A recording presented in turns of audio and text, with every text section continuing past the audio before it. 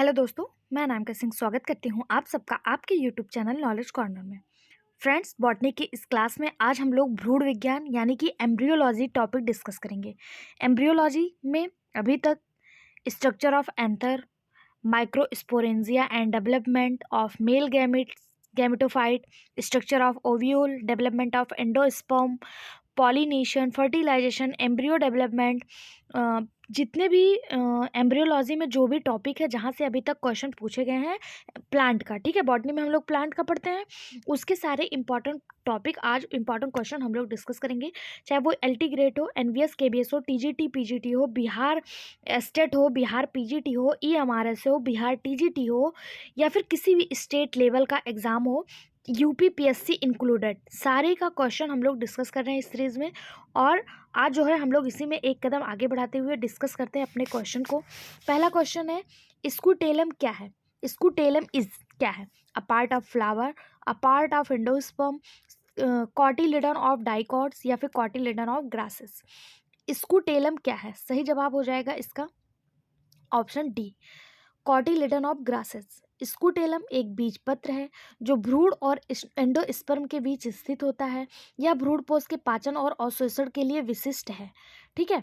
यह उच्च सतह के साथ बहुत पतला है तथा माना जाता है कि स्कूटेलम में अभी तक अज्ञात प्रोटीन ट्रांसपोर्ट होता है जो एंडोस्पर्म से भ्रूण तक स्टार्च की आवाजाही की सुविधा प्रदान करता है। यहाँ पे आपके सामने ये बना हुआ है, एक मिनट, देखिए कॉटिलिडन का चित्र बना हुआ है। कॉटिलिडन, और कॉटिलिडन में आपको एंडोस्पर्म दिखाया गया है। यहाँ पे देखिए ये एंडोस्पर्म जो ऐसे छोटे छोटे दाने में संरचना है, ये कॉटिलिडन ऑफ ग्रासेस का एंडोस्पर्म है, ठीक है। और ऑप्शन डी इसका सही जवाब हो जाएगा। ओके, ये सीड है।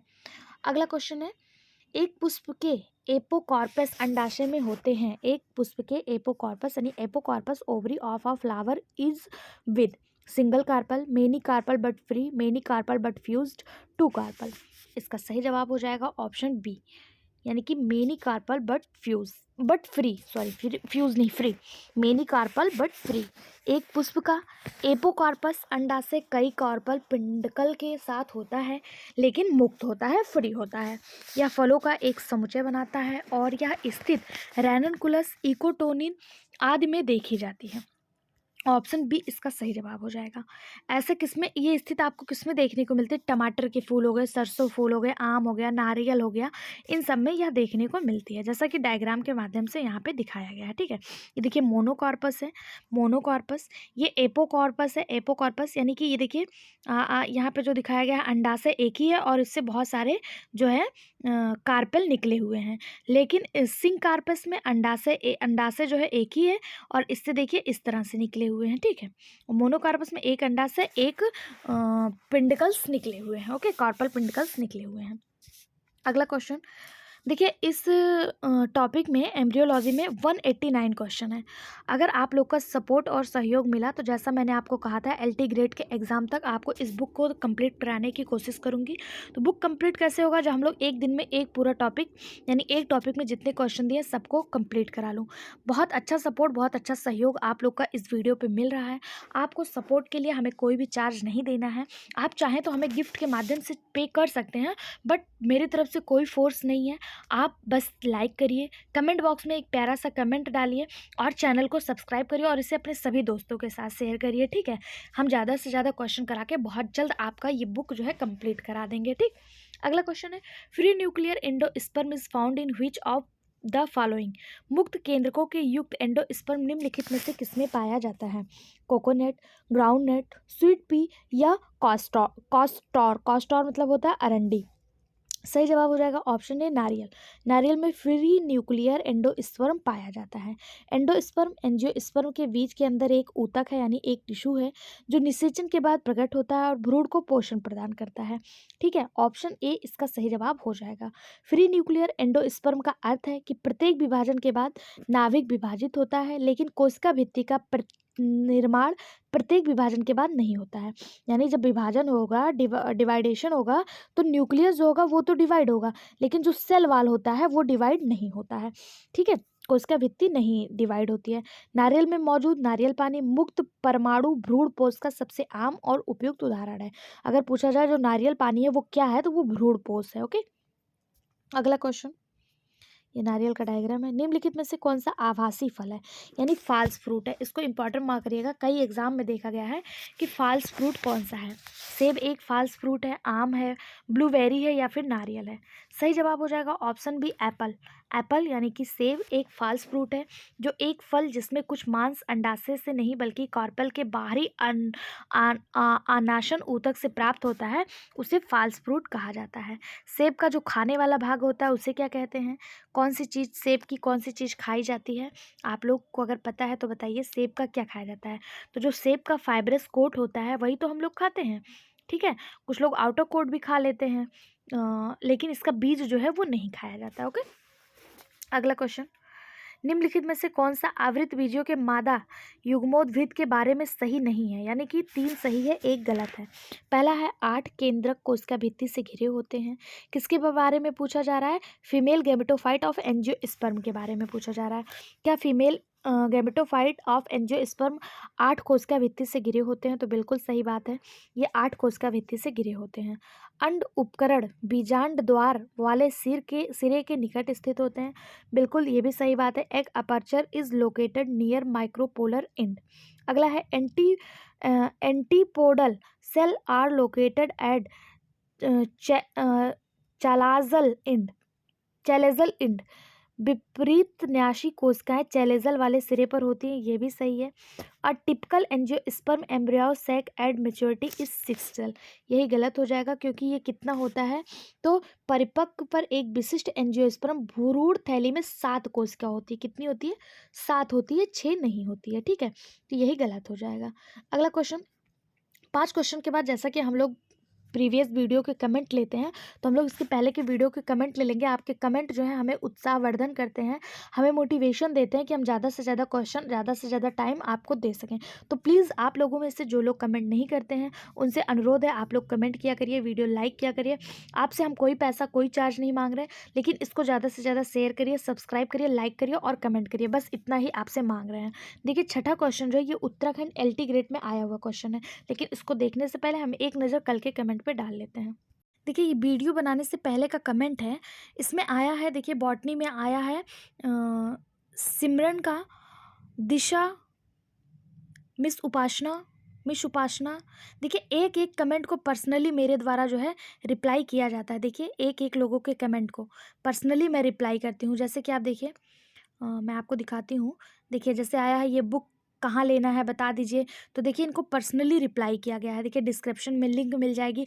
हर एक चीज़, आपको कोई भी प्रॉब्लम हो, कोई भी जानकारी हो, हर एक चीज़ का पर्सनली रिप्लाई किया जाता है, ठीक है। इसी तरह आप भी कमेंट बॉक्स के माध्यम से, जैसे ये लोग हमें मोटिवेशन दे रहे हैं, थैंक यू वगैरह बोल के, आप हमें दे सकते हैं। या फिर आप चाहें तो अपना कोई क्वेरी हो, कोई इन्फॉर्मेशन हो, वो भी पूछ लीजिए, ठीक है। जब आप कमेंट करते हैं तो मैं भी जब देखती हूँ तो मुझे भी लगता है कि हाँ, आप लोग कमेंट कर रहे हैं, आप सब लोग मेरे वीडियो को देख रहे हैं, तो मुझे भी ज़्यादा से ज़्यादा मेहनत करनी चाहिए। तो मैं ज़्यादा से ज़्यादा क्वेश्चन लेकर आती हूँ, ठीक है। ज़्यादा टाइम वेस्ट नहीं करूँगी क्योंकि इसमें बहुत ज़्यादा क्वेश्चन है। आगे बढ़ते हैं। क्वेश्चन है, polyembryony was first observed in, बहुभ्रूणता सर्वप्रथम किसमें देखी गई? सिट्रस में, मैंजीफेरा में, ओपेंसिया में या फिर कोकस में? सही जवाब हो जाएगा ऑप्शन ए, सिट्रस में। पॉली एम्ब्रियोनी पहली बार साइट्रस में देखी गई। यह एक निषेचित अंडे से 2 या 2 से अधिक भ्रूणों के विकसित होने की घटना है। यह घटना पौधे और जानवरों दोनों में पाई जाती है और मनुष्यों के मामले में इसके परिणाम स्वरूप 2 समान जुड़वा बनते हैं, ठीक। एंटिनो ल्यूवेनहॉक द्वारा इनटेक पॉली एम्ब्रियोनाई घटना की खोज की गई थी। अगर पूछा जाए पॉली एम्ब्रियानी घटना की खोज किसने की थी, तो एंटेनो वान ल्यूवेनहॉक वही हैं जिन्होंने सबसे पहली जीवित कोशिका की खोज की थी। अगर आपसे पूछा जाए डिस्कवरी ऑफ सेल, तो आप रॉबर्ट हुक मार कर देंगे, लेकिन अगर आपसे पूछा जाए कि जीवित कोशिका की खोज, डिस्कवरी ऑफ लिविंग सेल किसने करी थी, तो एंटेनो वान ल्यूवेनहॉक ने की थी और इन्होंने ही पॉली एम्ब्रियोनी घटना की खोज की थी। इन्होंने एक साइट्रस बीज के 2 पौधों के गठन का अवलोकन किया था। ऑप्शन ए इसका सही जवाब हो जाएगा। अगला क्वेश्चन, वही क्वेश्चन मैंने आपसे पूछा था कि नारियल का, जैसे मैंने आपको एप्पल का पूछा था कि एप्पल का खाने योग्य भाग कौन सा होता है। उसी तरह ये क्वेश्चन पूछा जा रहा है नारियल का खाने योग्य भाग कौन सा होता है। एप्पल का कौन सा भाग खाया जाता है, अगर आपको पता है तो प्लीज़ कमेंट बॉक्स में बताइएगा कि एप्पल का कौन सा भाग खाया जाता है। ये जो क्वेश्चन है नारियल का कौन सा भाग खाया जाता है, आरपीएस स्कूल लेक्चरर में पूछा गया, यानी राजस्थान स्कूल लेक्चरर में पूछा गया क्वेश्चन है। तो नारियल जो है एक प्रकार का ड्रूप फल है। कैसा फल है? ड्रूप फल है। इसमें रेशेदार भाग मेसोडर्म और कठोर परत एंडोडर्म होता है। खाने योग्य जो भाग है वो इसका सीड होता है और एंडोस्पोर होता है, एंडोस्पर्म होता है, भ्रूण पोष होता है। ऑप्शन डी इसका सही जवाब हो जाएगा। अगला क्वेश्चन, निम्नलिखित में से कौन सा सही है? कौन सा सही है, यानी कि इसमें से केवल एक सही है। पहला दिया है K4 फोर फ्यूज टेप्लास यानी 4 संयुक्त परिदल। दूसरा दिया है P4 फोर फ्यूज सेपल्स यानी 4 संयुक्त बाह्यदल। C4 फोर फ्यूज पेटल्स 4 संयुक्त दल। इसमें जो सही है आपका वो केवल सी सही है। तो केवल सी किस में दिया है? ओनली सी, ऑप्शन सी में सही है। ठीक है। एक फूल की सभी पंखुड़ियां सामूहिक रूप से कोरेला के रूप में जानी जाती हैं और इसे सी द्वारा दर्शाया जाता है, यानी सी जो आप कैपिटल लेटर का सी लिखते हैं उसके द्वारा दर्शाया जाता है। बाह्य दलों को सामूहिक रूप से कैलिक्स के रूप में जाना जाता है और कैलिक्स को के द्वारा दर्शाया जाता है। कैलिक्स को किसके द्वारा? के द्वारा। और सी को किसके द्वारा? सी क्या बता रहा है? सी कोरेला को। ठीक है। कैलिक्स और कोरेला पेरियंथ की रचना करते हैं और यह पी के द्वारा दर्शाया जाता है। पेरियंथ किसके द्वारा? पी के द्वारा। पेरियंथ एक सहायक चक्र यानी होलर है जिससे व्यक्तिगत सदस्य को टेपल कहते हैं। क्या कहते हैं? टेपल कहते हैं। इसका जो सही है वो C4 4 संयुक्त दल यानी 4 फ्यूज्ड पेटल्स है। ठीक है। ऑप्शन सी इसका सही जवाब हो जाएगा। अगला क्वेश्चन, जब पराग नलिका अध्यावरण से होकर प्रवेश करती है तो क्या कहलाती है? जब पराग नलिका when pollen tube enter through the integuments is called, क्या कहलाती है? पोरोगैमी, मीजोगैमी, चलाजोगैमी या फिर स्यूडोगैमी। तो इसका सही जवाब हो जाएगा ऑप्शन बी मीजोगैमी। जब पराग नलिका अध्यावरण के माध्यम से होकर प्रवेश करती है तो इसे मेजोगैमी कहते हैं। नर और मादा युग्मक के संलयन को निषेचन या युग्मों के संलयन के रूप में संदर्भित किया जाता है। ऑप्शन बी इसका सही जवाब हो जाएगा। अगला क्वेश्चन देखते हैं, बीजांड का स्थान किससे बीजांड वृत्त जुड़ता है? मतलब जहाँ से ओव्यूल, वो ओव्यूल का वो कौन सा स्थान है जहाँ से फ्यूनिसल ऑफ अटैच होता है, जहाँ से फ्यूनिसल क्या होता है? अटैच होता है। कहाँ से अटैच होता है? तो ये अटैच होता है हेलिम से। ऑप्शन डी इसका सही जवाब हो जाएगा। बीजांड का वह स्थान जहाँ से बीजांड वृत्त जुड़ा होता है उसे हाइलम या फिर हेलिम कहते हैं। इसी को नाभिक कहा जाता है। हाइलम यह एक मुक्त बीज का हाइलम एक छोटा सा निशान होता है जो उसके पूर्व लगाव के स्थान को चिन्हित करता है। ठीक है। ऑप्शन डी इसका सही जवाब हो जाएगा। अगला क्वेश्चन, चूज द ऑड, असंगत चयन करिए। कौन सा ऑड है? माइक्रोपाइल, बीजांडकाय, भ्रूणकोश, परागकण। इसमें कौन सा असंगत है, कौन सा ऑड है? तो देखिए इसमें जो माइक्रोपाइल है, माइक्रोपाइल न्यूक्लियस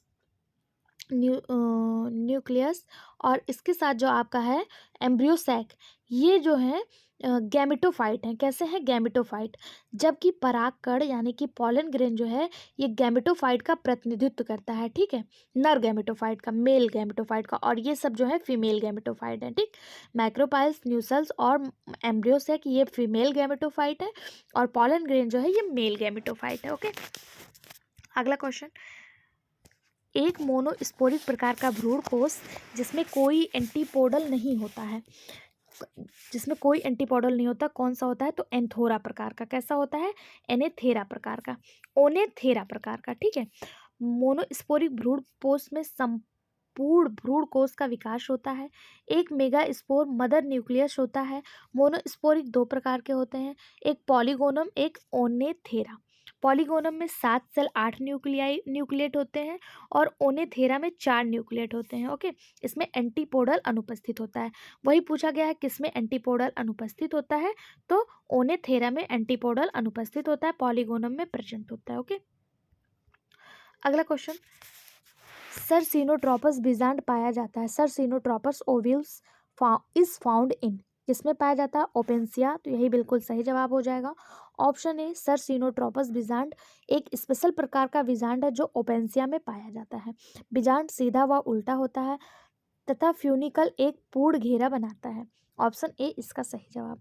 अगला क्वेश्चन, उविस काय निम्नलिखित में से किसके विकास से संबंधित है? उविस body are associated with the development of which is the following? Embryo, embryo sac, embryosperm, endosperm या फिर पॉलन ग्रेन?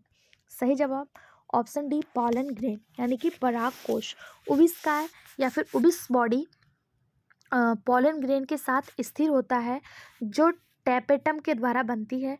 यूविस बॉडी स्पोरोपालेनिन का के साथ मिलकर एक्साइन को मोटा बनाती है। ऑप्शन डी इसका सही जवाब।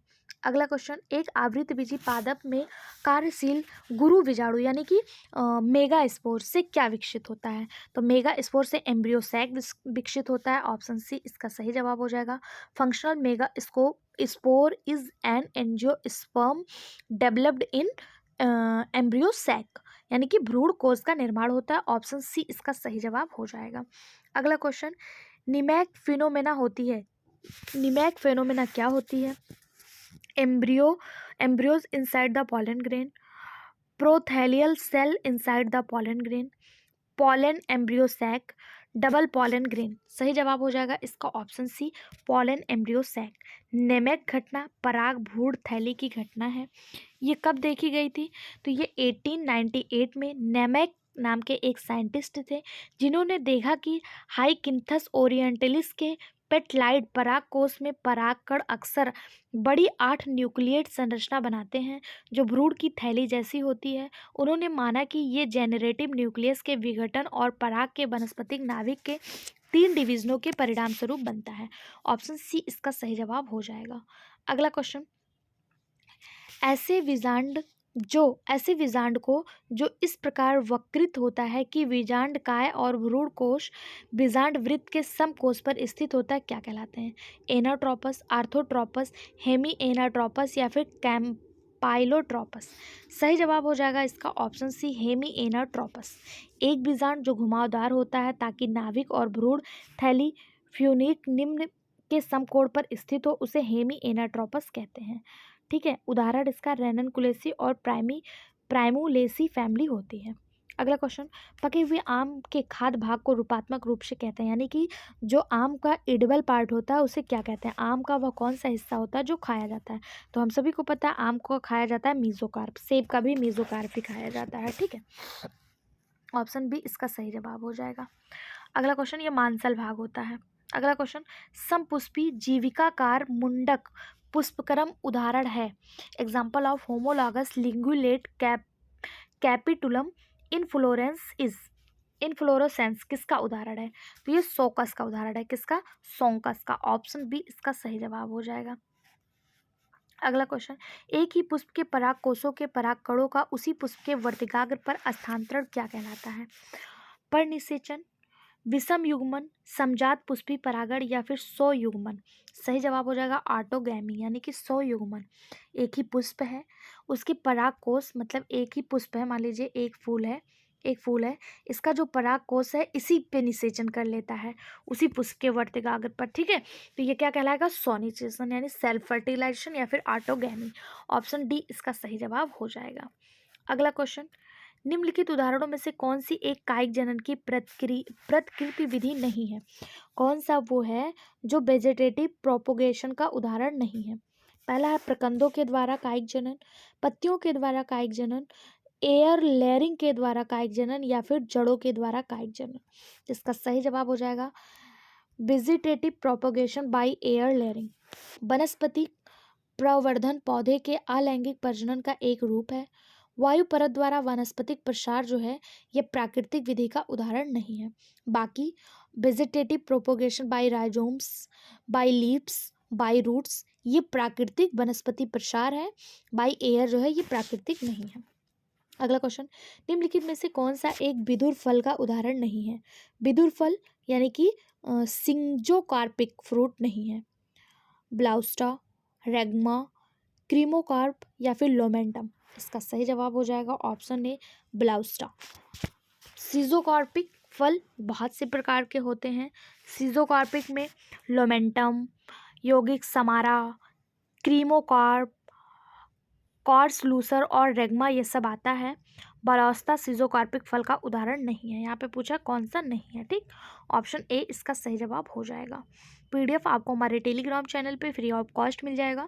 जो लोगों ने नहीं ज्वाइन किया उन लोग से अनुरोध है टेलीग्राम चैनल ज्वाइन कर लीजिए, क्योंकि कोई भी नोटिफिकेशन, कोई भी वीडियो, कोई भी अपडेट किसी भी एग्जाम से रिलेटेड आता है तो सबसे पहले आपको टेलीग्राम पे सूचना दे दी जाती है।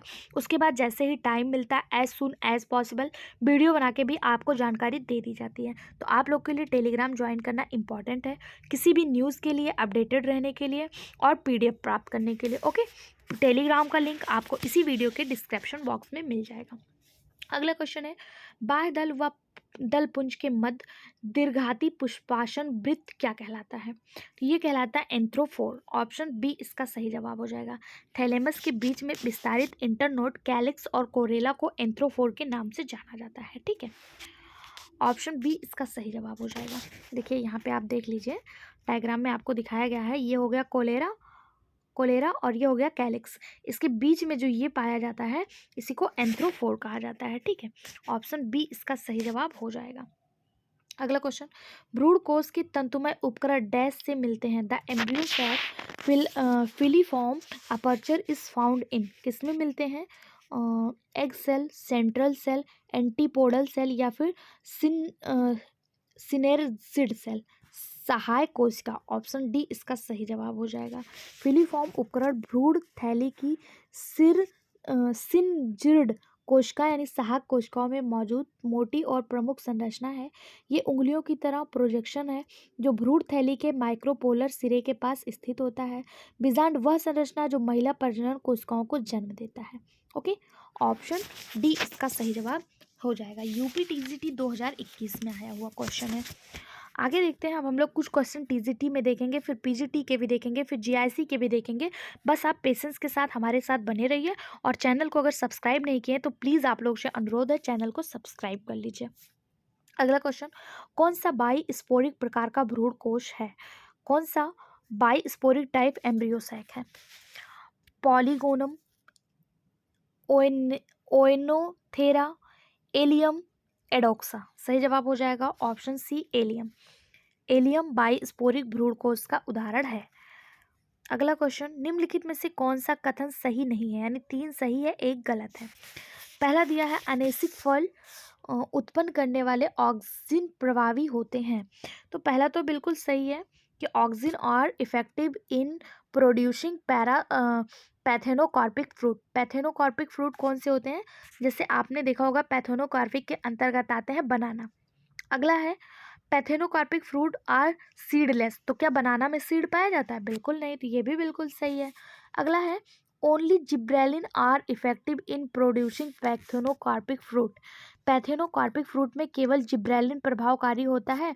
तो बिल्कुल नहीं, ये गलत है। केवल जिब्रेलिन नहीं होता, जिब्रेलिन होता है लेकिन इसके साथ साथ साइटोकाइनिन, ऑक्सिन, ये सब भी जो है इसमें प्रभावकारी होते हैं, ठीक है।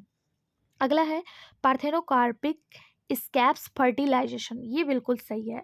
निषेक फलन में निषेचन नहीं होता है, इसमें फर्टिलाइजेशन जो है बिल्कुल नहीं होता है।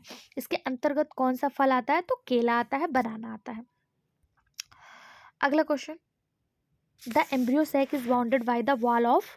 एम्ब्रियो सैक जो है वो किस चीज के मतलब bounded by the wall of? तो माइक्रोस्पोरेंजियम। ऑप्शन सी इसका सही जवाब हो जाएगा। भ्रूण कोश माइक्रोस्पोरेंजियम के भित्ति से घिरा होता है। ऑप्शन सी इसका सही जवाब हो जाएगा। अगला क्वेश्चन, एक लघु बीजाणुधानी में टेम्पेटम सामान्यतः डैश स्तर का होता है?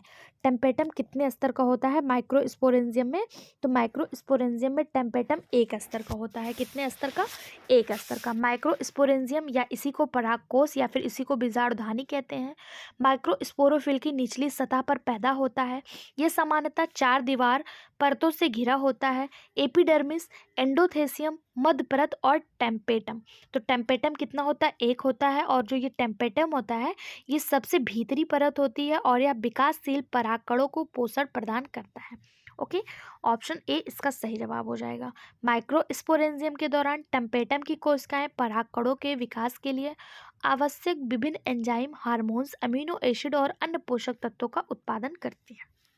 अगला क्वेश्चन, द्विनिषेचन की परिघटना सर्वप्रथम किसमें देखी गई? Phenomenon of the double fertilisation was first observed by. किसके द्वारा देखा गया था ना, सर्वप्रथम किसने देखा था डबल फर्टिलाइजेशन को? तो डबल फर्टिलाइजेशन को जो देखने वाले वैज्ञानिक थे वो थे नवाशीन, SG नवाशीन। ऑप्शन ए इसका सही जवाब हो जाएगा। इन्होंने 1898 में यानी 1898 में लिलियेसी कुल का पौधा था जिसमें डबल फर्टिलाइजेशन को देखा था। ठीक है, इसी में द्विनिषेचन की खोज की थी। द्विनिषेचन क्या होता है? तो डबल फर्टिलाइजेशन मतलब उस निषेचन क्रिया से है जब निषेचन की क्रिया में नर युग्मक का अंडकोश से मिलन होकर द्विगुणित युग्मज बनते हैं तथा द्विगुणित केंद्रक का नर युग्मक में संलयन होता है। ठीक है, यह क्रिया डबल फर्टिलाइजेशन कहलाता है। यानी कि जो डबल फर्टिलाइज न्यूक्लियाइड होता है मतलब इसमें एक मेल गैमेट होना कंपलसरी होता है डबल फर्टिलाइजेशन में। ओके, अगला क्वेश्चन है, निभागी युग्मन यानी चैलेजोगैमी फर्टिलाइजेशन आकर्षण, चैलेजोगैमी फर्टिलाइजेशन किसमें होता है? तो इसका सही जवाब हो जाएगा कैजुराइना, ऑप्शन सी। नाभिकीय युग्मन निषेचन कैजुराइना में होता है। कैजुराइना क्या है? तो ये कैस्यूरिनेसी परिवार से है। इसमें 17 प्रजातियां जो है इसकी पाई जाती हैं। इसे सी ओक के नाम से भी जाना जाता है। ठीक है, अगला क्वेश्चन, एंडोथीलियम किससे संबंधित है? एंडोथीलियम किससे संबंधित है?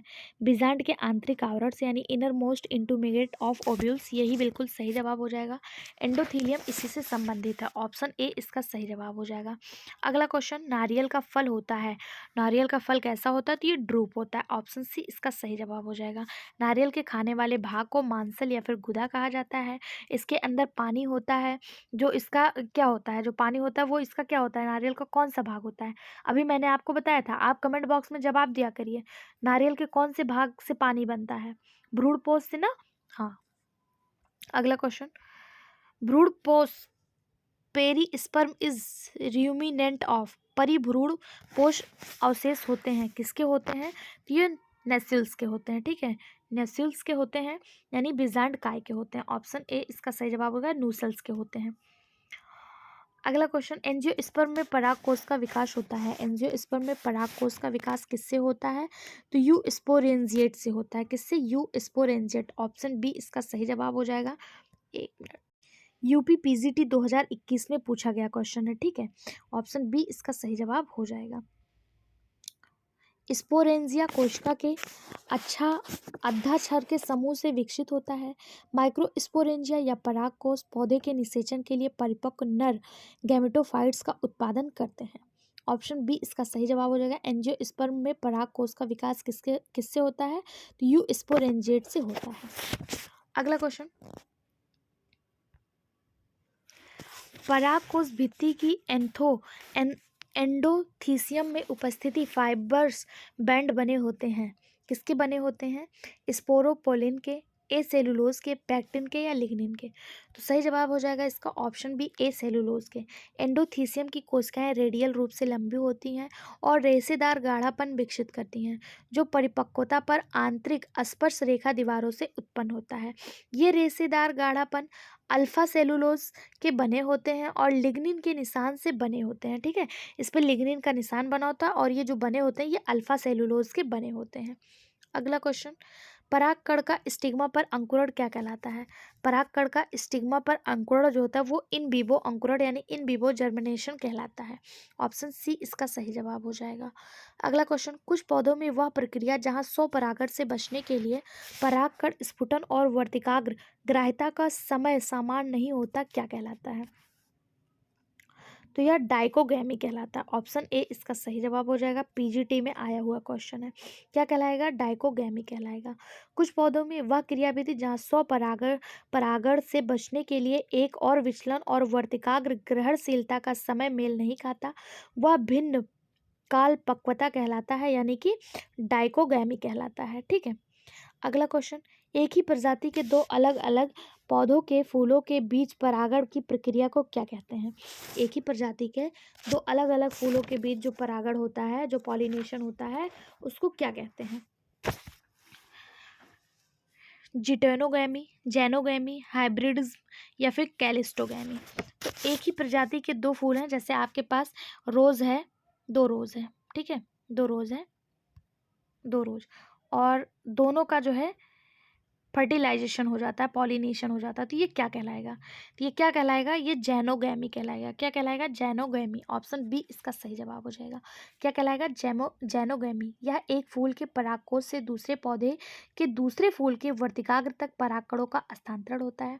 इसका अगर अच्छा जेनोगैमी का एग्जाम्पल क्या है अगर आपसे पूछ लिया जाए, तो जेनोगैमी का एग्जाम्पल है प्याज। जेनोगैमी का एग्जाम्पल क्या है?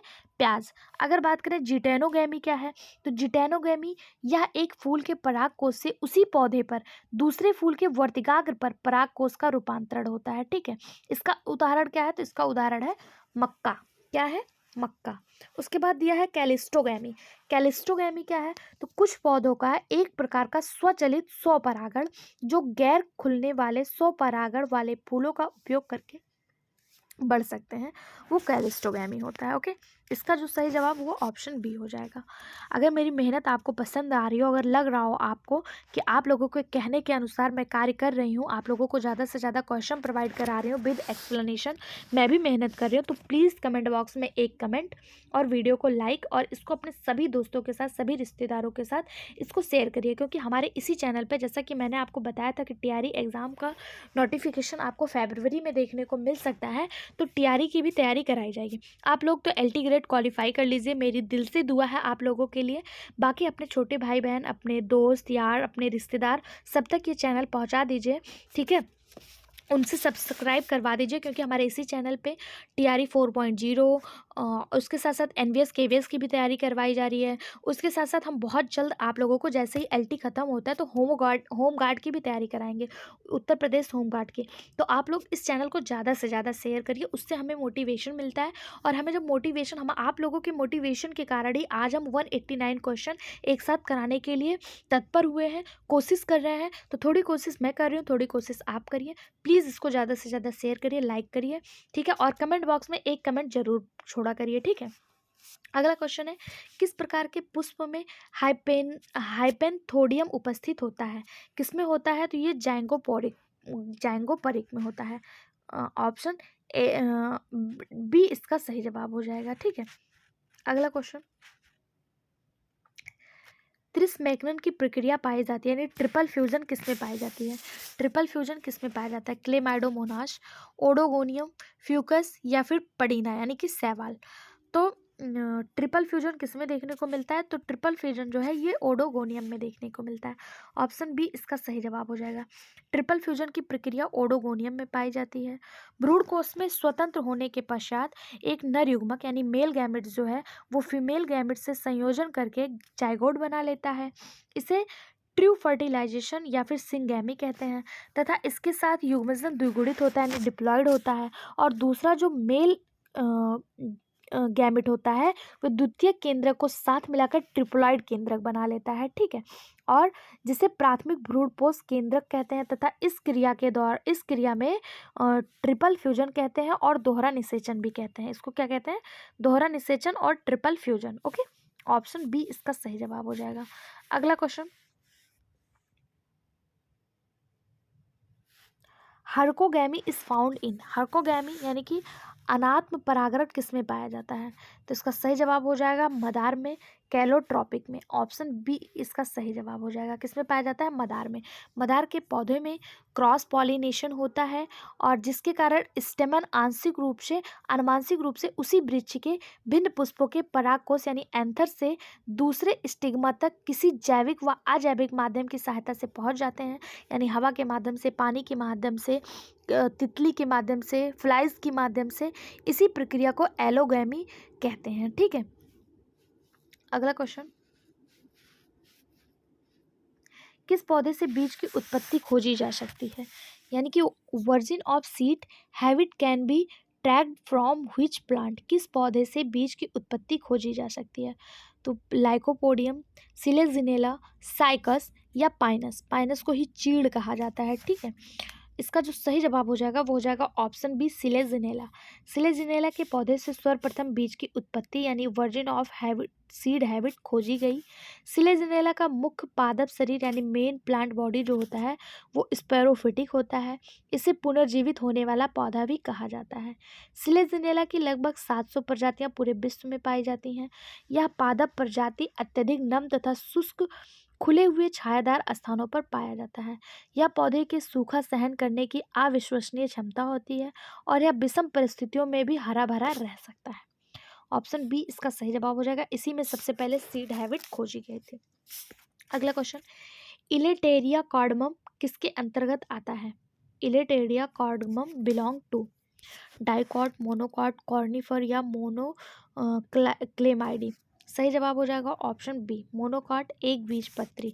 इलेटेरिया कार्डमम जिसे इलायची कहा जाता है ये एक बीजपत्री के अंतर्गत आता है।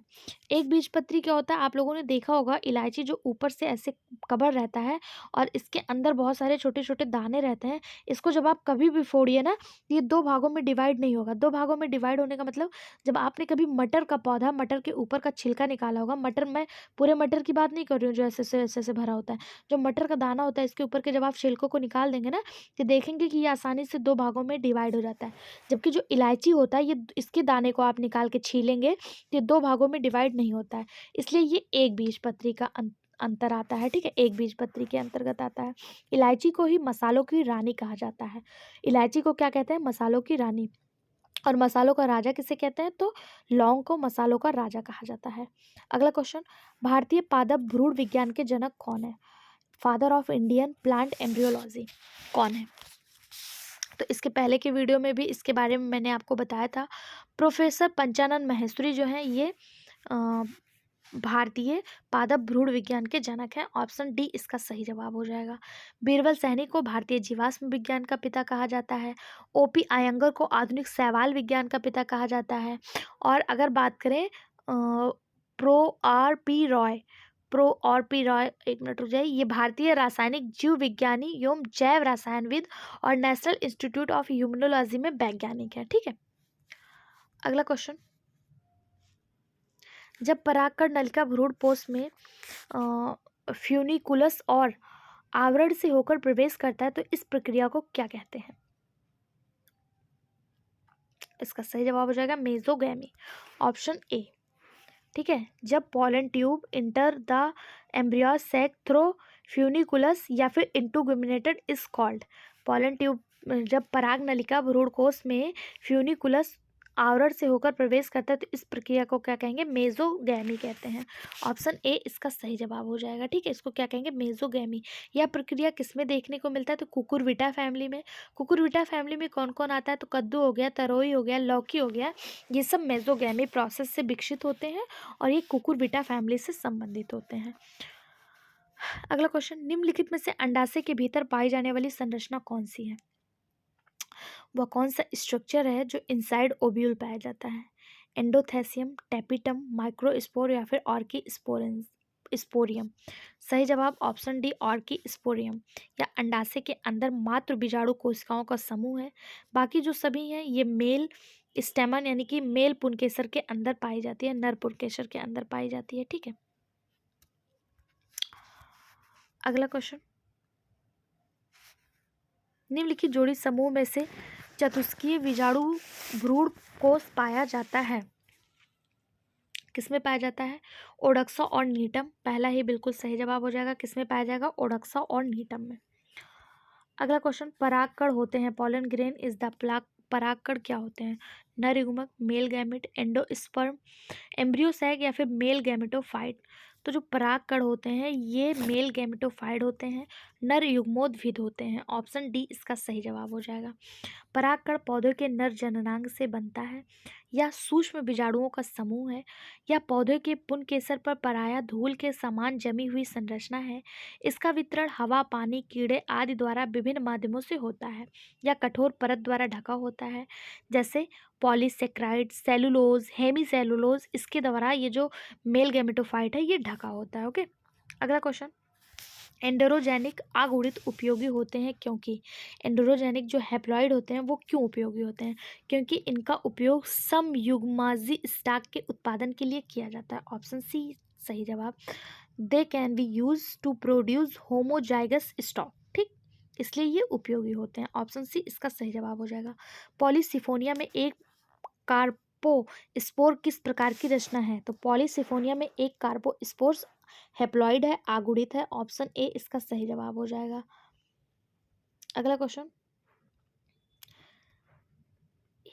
हाँ, जब बीजांड द्वारा निभाग तथा बीजांड वृत्त एक सीधी रेखा में हो तब अंडाशय कहलाता है। हेमीट्रोपस, आर्थोट्रोपस, एम्फीट्रोपस या फिर एनाट्रोपस? सही जवाब हो जाएगा ऑप्शन बी आर्थोट्रोपस। जब बीजांड द्वार यानी माइक्रोफाइली निभाग यानी चैलेजा फ्यूनिकल एक सीध में अंडाशय में प्रवेश करते हैं तो इस प्रक्रिया को आर्थोट्रोपस कहा जाता है और इस अंडाशय को आर्थोट्रोपस अंडाशय कहा जाता है। ऑप्शन बी इसका सही जवाब हो जाएगा। अगला question, androgenic haploid are most useful due to their high productivity, excessive vigour, homozygous stock या फिर ब्यूटीफुल फॉलिजन एंड फ्लावर्स? तो इसका सही जवाब हो जाएगा होमोजाइगस स्टॉक। Option C. पुंजनीय आगुणित पौधे के लिए अत्यधिक उपयोगी होने का कारण समयुग्मजी स्कंद है, क्योंकि जहां उन्हें कॉल्सिसिन का उपयोग करके गुणसूत्रों की एक पीढ़ी से दोहरीकरण किया जा सकता है। ठीक है, अगुणित पौधे प्रजनन के लिए उपयोगी होते हैं। इनका उपयोग आनुवंशिक समयुग्मजी उत्पन्न करने के लिए किया जाता है। कोशिका विभाजन के दौरान स्पिंडल गठन को रोका जाता है और गुणसूत्र को दोगुना करा जाता है। अच्छा हाँ, आपसे मुझे एक बात शेयर करनी थी। कोई था जिसने कमेंट बॉक्स में कहा था कि इस बुक में बहुत सारे आंसर गलत हैं, तो प्लीज़ आप लोग से अनुरोध है, आप क्वेश्चन का स्क्रीनशॉट लीजिए और हमारे टेलीग्राम चैनल पे उसको शेयर कीजिए और नीचे लिखिए कि मैम ये वाला आंसर बुक में गलत है। फिर उसका सही आंसर मैं खुद आपको सर्च करके खोज के निकाल के मैं खुद आपको दूंगी। ठीक है, बाकी इस तरह से कमेंट बॉक्स में निगेटिव फीडबैक मत किया करिए। ठीक है, अगर आप कर रहे हैं तो विद क्वेश्चन नंबर आप जो है इसका स्क्रीनशॉट लेके हमारे टेलीग्राम चैनल पे शेयर करिए। मैं आपको कंफर्म करूंगी कि गलत है कि सही है। बाकी ये जो बुक है ये मेरे द्वारा नहीं प्रिंट की गई है, ये यूथ पब्लिकेशन की बॉटनी की बुक है। आप चाहें तो खुद खरीद सकते हैं। आप लोगों में से बहुत लोगों के पास ये बुक होगी भी और आप लोगों के ही डिमांड पे मैं इसको सॉल्व करा रही हूँ। ठीक, तो आप लोग प्लीज़ ऐसा मत किया करिए, निगेटिव कमेंट मत किया करिए, आप लोग से अनुरोध है। ठीक है, आप लोग मतलब बुरा मत मानिएगा, आप लोग के निगेटिव कमेंट को देखकर जो लोग जुड़ना चाहते हैं वो बैक हो जाते हैं। ठीक है, अगला क्वेश्चन है, जायगोट के प्रारंभिक कुछ विभाजन ऊर्ध्व होते हैं। The first few division of zygote are vertical in Capsella, Balanophora में, सोलेनम में या फिर डायंथस में? तो इसका सही जवाब हो जाएगा ऑप्शन बी बेलेनोफोरा में। जायगोट के प्रारंभिक ऊर्ध्व विभाजन बेलेनोफोरा में देखने को मिलता है। ऑप्शन बी इसका सही जवाब हो जाएगा। अगला क्वेश्चन, निम्नलिखित में किसके बीजों में वायु द्वारा प्रसार होता है? नहीं, मैं ये नहीं कह रही हूँ कि आप मत बताइए, आप बताइए, लेकिन आप टेलीग्राम चैनल पे आइए, स्क्रीनशॉट लेके आइए, वहाँ पे बताइए कि मैम इस क्वेश्चन का जो है गलत हुआ है, तो मैं आपको कंफर्म करूँगी। अगर गलत रहेगा तो मैं आपको उसका सही जवाब भी बताऊँगी और अगर सही रहेगा तो भी मैं आपको बताऊँगी कि ये सही है। ठीक है, प्लीज़ आप लोग इतना किया करिए, स्क्रीनशॉट लीजिए, टेलीग्राम पे आइए और बात कीजिए हमसे। ठीक है, क्वेश्चन है, निम्नलिखित में से किसके बीजों में वायु द्वारा प्रसार होता है?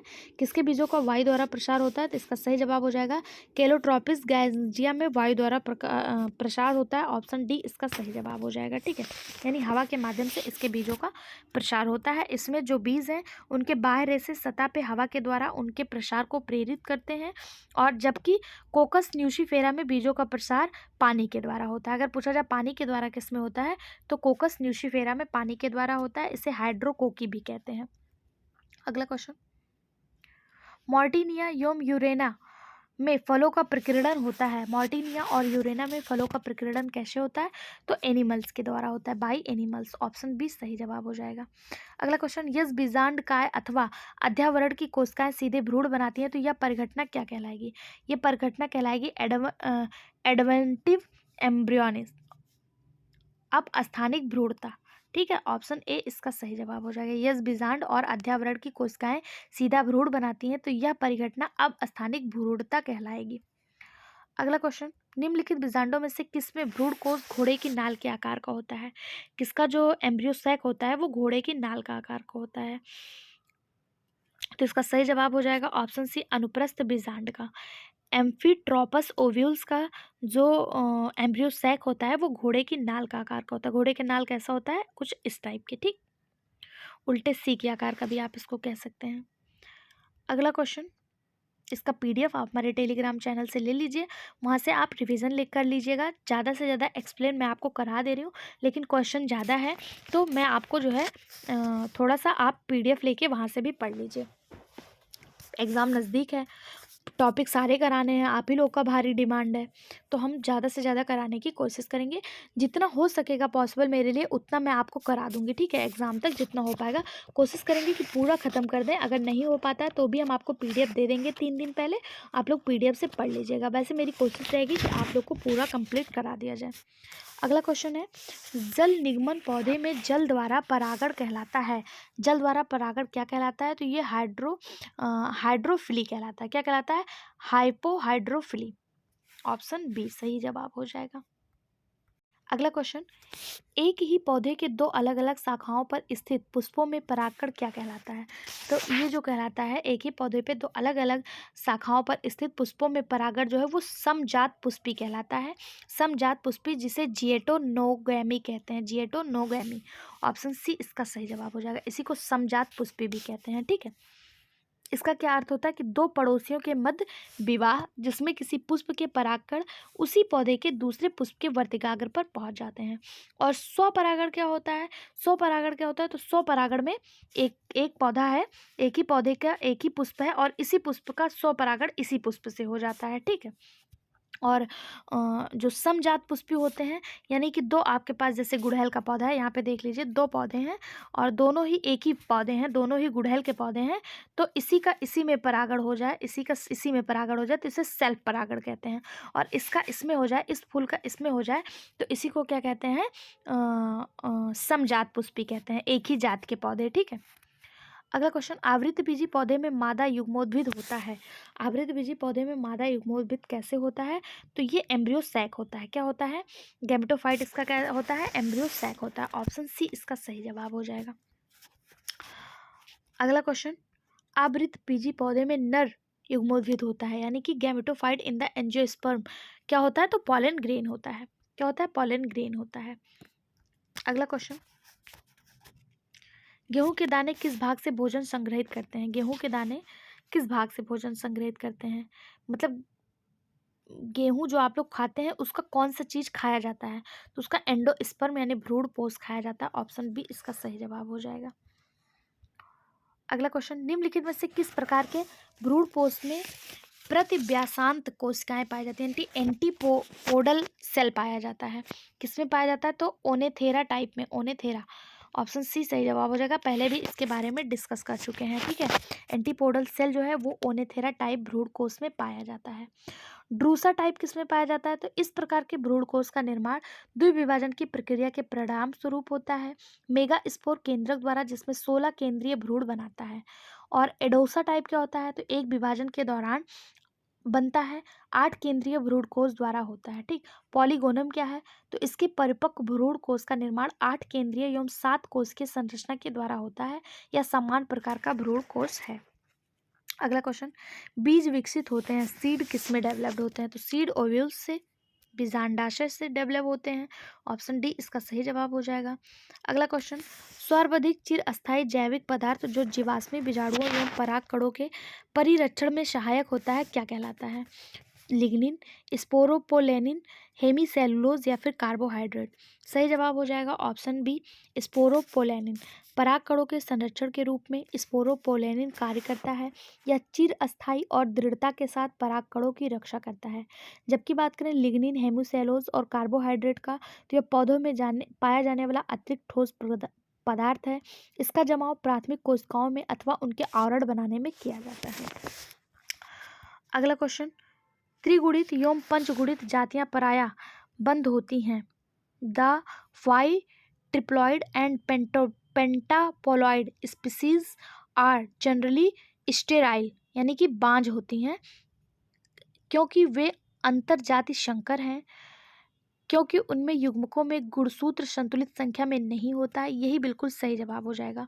Since their gamete contain unbalanced number of chromosome. इसलिए ट्रिपॉइड और पेंटापॉलाइड जो स्पीसीज होते हैं वो जनरली स्टेरॉयल होते हैं। ठीक है, ऑप्शन बी इसका सही जवाब हो जाएगा।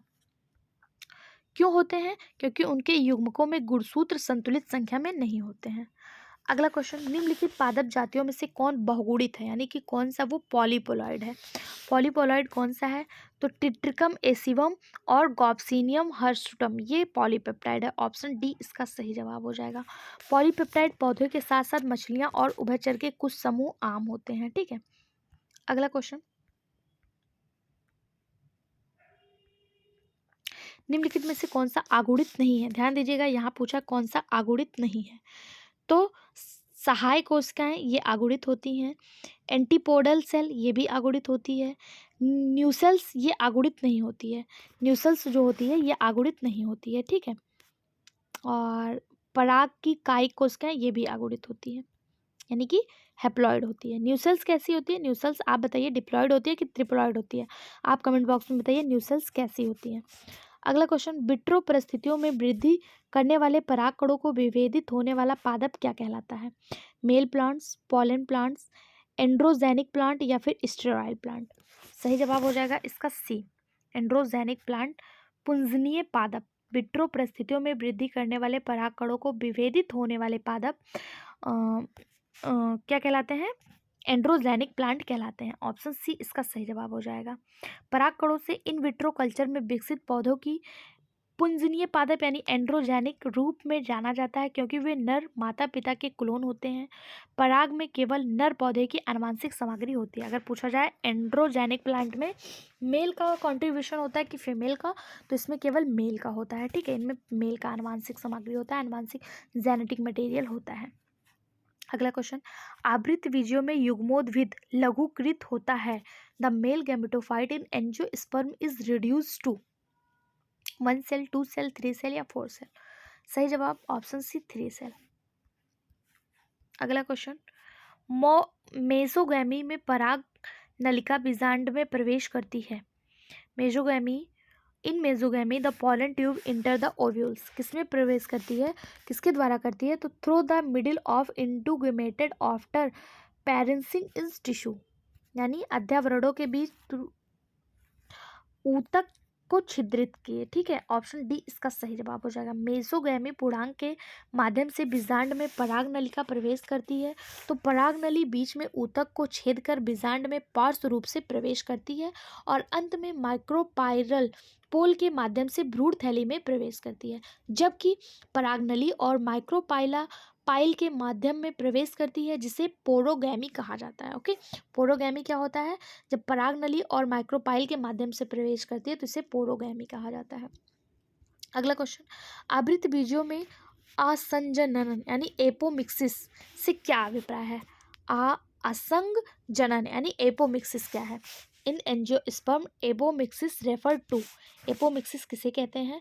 बिना निषेचन के भ्रूण का परिवर्धन, यही एपोमिक्सिस कहलाता है। Development of embryo without fertilisation, यानी कि बिना फर्टिलाइजेशन के ही एम्ब्रियो डेवलप हो जाए, इसी को एपोमिक्सिस कहा जाता है। ऑप्शन ए इसका सही जवाब हो जाएगा। एपोमिक्सिस की प्रक्रिया में युग्मक यानी जो युग्मक होते हैं वो शामिल नहीं होते हैं। ठीक है, युग्मक शामिल नहीं होते हैं।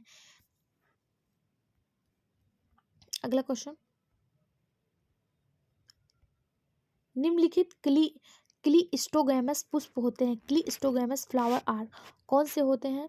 Cross pollinated, self pollinated, bind pollinated या इंसेक्ट पॉलिनेटेड? सही जवाब हो जाएगा क्लीस्टोगैमस जो होते हैं वो सेल्फ पॉलिनेटेड होते हैं। ऑप्शन बी इसका सही जवाब हो जाएगा। कैसे होते हैं? Self pollinated. कुछ द्विलिंगी पुष्प, ये देखिए पीजीटी और पीसीएस दोनों में आया हुआ है। ठीक है, इसके अंतर्गत कौन आता है? गुलदाउदी, गुल मेहंदी, खट्टी बूटी, मूंगफली, बनसफा, ये सब इसके अंतर्गत आते हैं। सेल्फ पॉलिनेशन, इसमें क्या होता है? कुछ द्विलिंगी पुष्प ऐसे होते हैं जो कभी नहीं खिलते हैं, इन पुष्पों को निमिल पुष्प कहते हैं।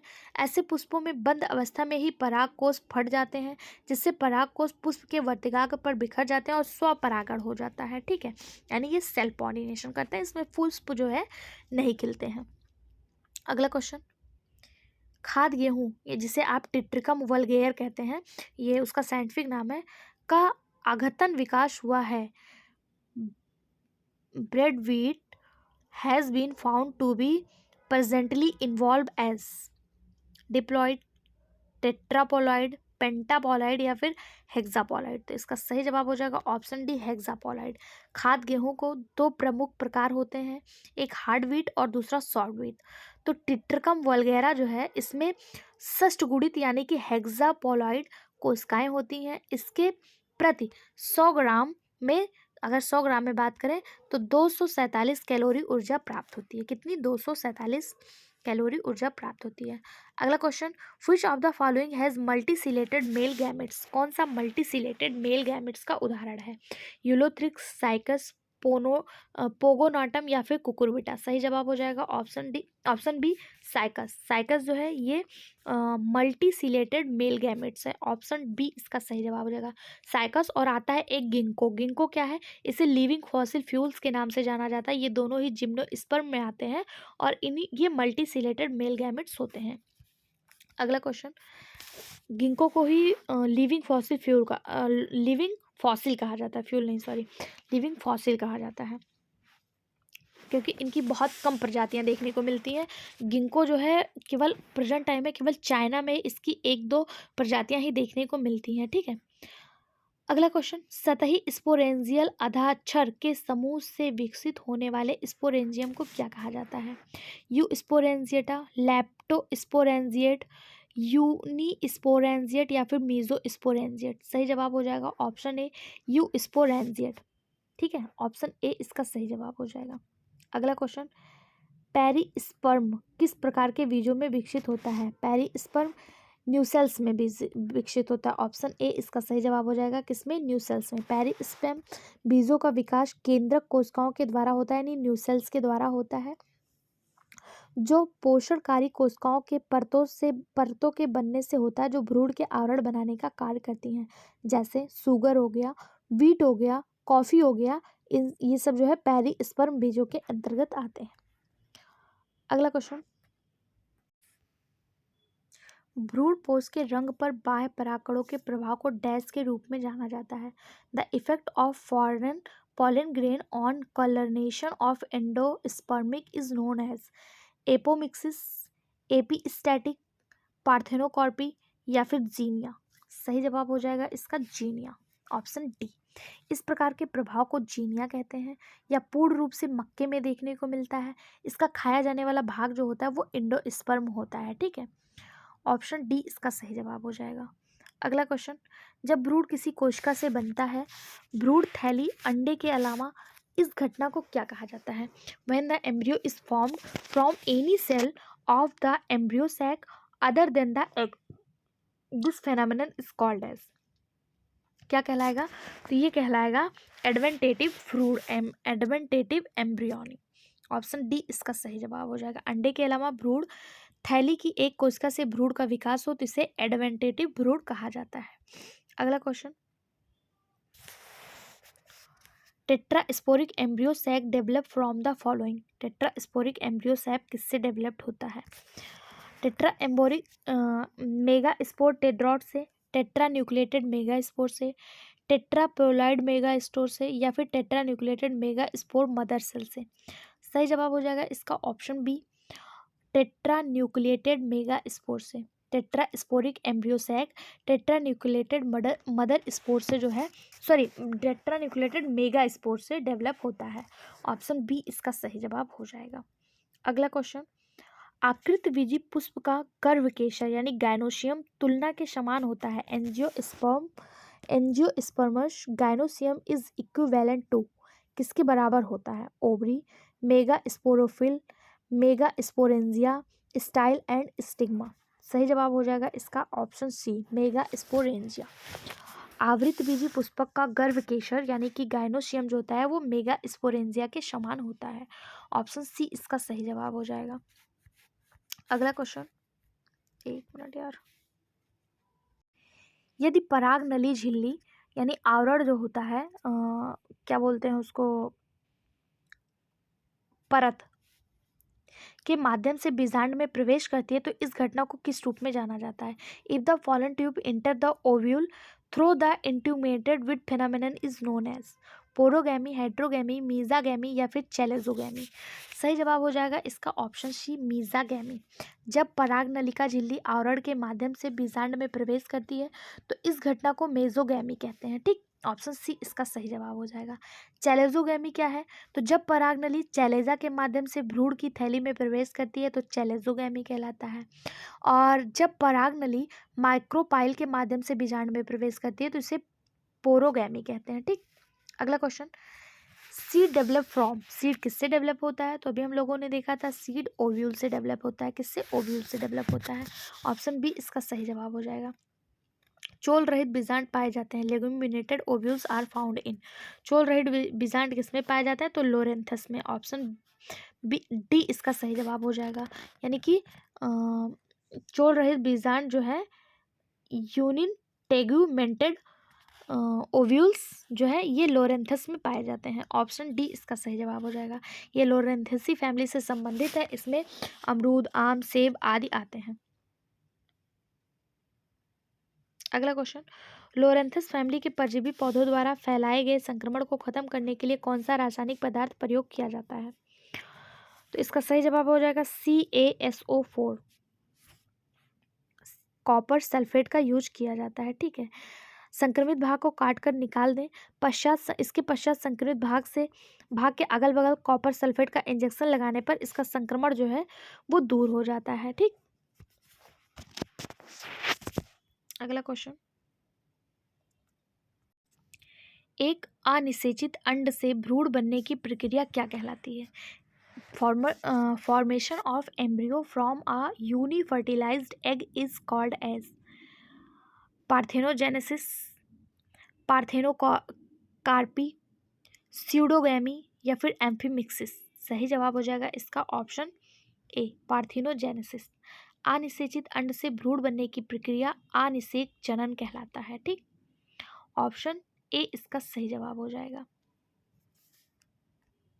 अगला question, polyembryony is commonly known as, बहुभ्रूणता सामान्यतः किसमें पाया जाता है? तो यह सिट्रस फलों में पाया जाता है, नींबू में पाया जाता है। ऑप्शन सी इसका सही जवाब हो जाएगा। सिट्रस परिवार के पौधों में पॉली एम्ब्रियोनाई यानी कि बहुभ्रूणता देखने को मिलता है। इस प्रक्रिया में बहुभ्रूणों का निर्माण होता है। बीज के अंदर एक से अधिक भ्रूणों की उपस्थिति को बहुभ्रूणता कहते हैं। एक एंजियोस्पर्म की तुलना में जिम्नोस्पर्म में अधिक आम है, मतलब जिम्नोस्पर्म में ज़्यादा आपको मतलब बहुभ्रूणता देखने को मिलती है। ठीक है, सिट्रस, आम आदि सब में यह देखने को मिलता है। अगला, घासों में महती पुनर्जनन शक्ति होती है क्योंकि मतलब ग्रासेस जो होते हैं उसमें रीजनरेटिव शक्ति ज़्यादा होती है। क्यों? निरंतर चराने वाले, मतलब ऑप्शन सी इसका सही जवाब हो जाएगा। घासों में महती पुनर्जनन शक्ति का कारण लगातार चराने से होता है। घास को हम नियमित रूप से काटते रहते हैं, गाय भेड़ द्वारा इसे चर लिया जाता है, फिर वो वापस उगते हैं, इसलिए इसमें रीजनरेशन की शक्ति जो है वो बढ़ जाती है। अगला क्वेश्चन, निम्नलिखित में से किसमें एसेप्टस माइसीलियम होता है? किसमें होता है? ऑप्शन है पक्शिनिया, एगेरिकस, एल्ब्यूगो या फिर एस्परजिलस। सही जवाब हो जाएगा इसका option C, agaricus, sorry albugo. Albugo में एसेप्टेड माइसीलियम देखने को मिलता है। ऑप्शन सी इसका सही जवाब हो जाएगा। ठीक है, अगला question, development of embryo sac from nuclear cell is called. सही जवाब एपोस्पोरी। ऑप्शन बी, अपबीजाणुता। बीजांडकाय कोशिका से भ्रूण कोश का विकास अपबीजाणुता कहलाता है। यह एक प्रकार का एगोस्पर्मी है जिसमें बीजांड की नाभिकीय कोशिका समसूत्री विभाजन करके एक अविकसित भ्रूण थैली बनाती है जो द्विगुणित होती है। ऑप्शन बी इसका सही जवाब हो जाएगा। अगला क्वेश्चन, निम्नलिखित में से किसको हेट्रोजाइगस होने की अधिक संभावना होती है? हेट्रोजाइगस होने की अधिक संभावना किसकी होती है?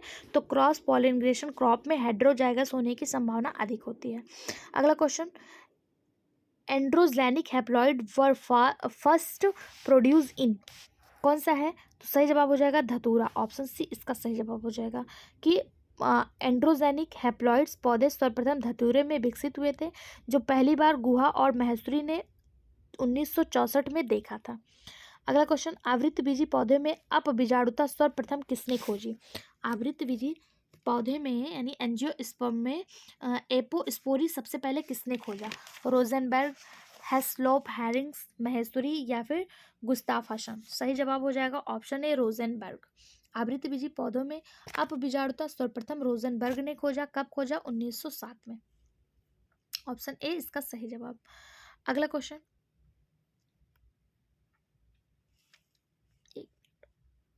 पुष्पी पादपों में निषेचन के लिए पुलिंग सहभागी का वर्ण किया जाता है तो वर्तिकाग्र की सतह पर। कहाँ किया जाता है? वर्तिकाग्र की सतह पर। ऑप्शन डी इसका सही जवाब हो जाएगा। अगला question, necrosis is characterised by, necrosis यानी कि ऊतक अभिलक्षित होता है टिश्यू डीजनरेशन, एबनॉर्मल ग्रोथ, तो पहला ही बिल्कुल सही जवाब हो जाएगा टिश्यू डिसइंटीग्रेशन। ठीक है, ऊतक विघटन से नेक्रोरिस कैरेक्टर होता है। ठीक है, ऊतक क्षय ऊतक विघटन से अभिलक्षित होता है। ऑप्शन ए इसका सही जवाब हो जाएगा। इसमें होता क्या है? तो ऊतक क्षय किसी भी जीवित कोशिकाओं की मृत्यु का कारण बनती है। यदि कोई कोशिका वाह दुर्घटनावश कट जाता है, कोशिका पर प्रहार के द्वारा क्षतिग्रस्त हो जाती है, तो उस स्थान पर मृत कोशिकाओं के अपचयन हेतु तरल पदार्थ का इकट्ठा होना और धब्बों का बनना ऊतक क्षय यानी कि नेक्रोसिस कहलाता है। ठीक, ऑप्शन ए इसका सही जवाब हो जाएगा। अगला क्वेश्चन है, ट्रिटिकेल फसल किनके बीच अंतर्वशीय संस्करण से उत्पन्न हुआ है? गेहूं और जौ, गेहूं और धान, गेहूं और मक्का, गेहूं और राई? तो इसका सही जवाब हो जाएगा ऑप्शन डी वीट एंड राई यानी कि गेहूं और राई। टिट्रिकल्स का अर्थ होता है ट्रू एलोपॉलीप्लॉइड। 1888 में प्रसिद्ध जर्मन ब्रांड वीडर द्वारा प्रतिबंधित किया गया था, जो आंशिक रूप से उपजाऊ गेहूं और राई के बीच कराया गया। ऑप्शन डी इसका सही जवाब हो जाएगा। ठीक है, अगला क्वेश्चन, यदि जौ के मूलाग्र की कोशिकाओं में 14 गुणसूत्र हैं तो निम्न में से 21 गुणसूत्र किस कोशिका में होगा? तो जौ के मूलाग्र कोशिकाओं में यदि 14 गुणसूत्र हैं तो भ्रूणपोष की कोशिकाओं में 21 गुणसूत्र होगा। किसमें? भ्रूणपोष में। ऑप्शन बी इसका सही जवाब हो जाएगा। अगर गैमेट्स में 7n है यानी कि ये अगुणित है, तो लीफ और रूट में 2n हो जाएगा यानी 14 हो जाएगा, ये द्विगुणित हो जाएगा। और इंडोस्पर्म में 3n हो जाएगा यानी कि 21 हो जाएगा, ये भी द्विगुणित हो जाएगा। ठीक है, तो किसमें होगा? 21 एंडोस्पर्म में। ठीक, हाँ, अगर गैमेट जो होगा, गैमेट ये 7 होगा, गैमेट अगुणित होता है 7 होगा, तो द्विगुणित लीफ और रूट जो होंगे ये द्विगुणित हो जाएंगे, ये कितना हो जाएगा? 14 हो जाएगा। और एंडोस्पर्म जो होता है वो हमेशा 3n होता है। ठीक है, और 3n कितना हो जाएगा? तो 7 7 14 7 त्रिक 21 21, और ये भी द्विगुणित होता है। ठीक, अगला क्वेश्चन है, एक टेट्रापोलाइड 4n मादा पौधे का डिप्लॉइड नर पौधे के संकरण कराया जाए तो संतत के भ्रूणपोष में गुणसूत्रों की संख्या क्या होगी?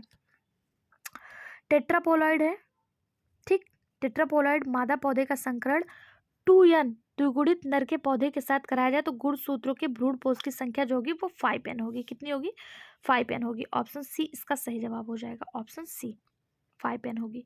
अगला क्वेश्चन, किसी द्विगुणित में सूत्री विभाजन की मध्य अवस्था में रुकावट से उत्पन्न होता है, क्या होता है? टेट्रापोलाइड होता है। ऑप्शन ए इसका सही जवाब हो जाएगा।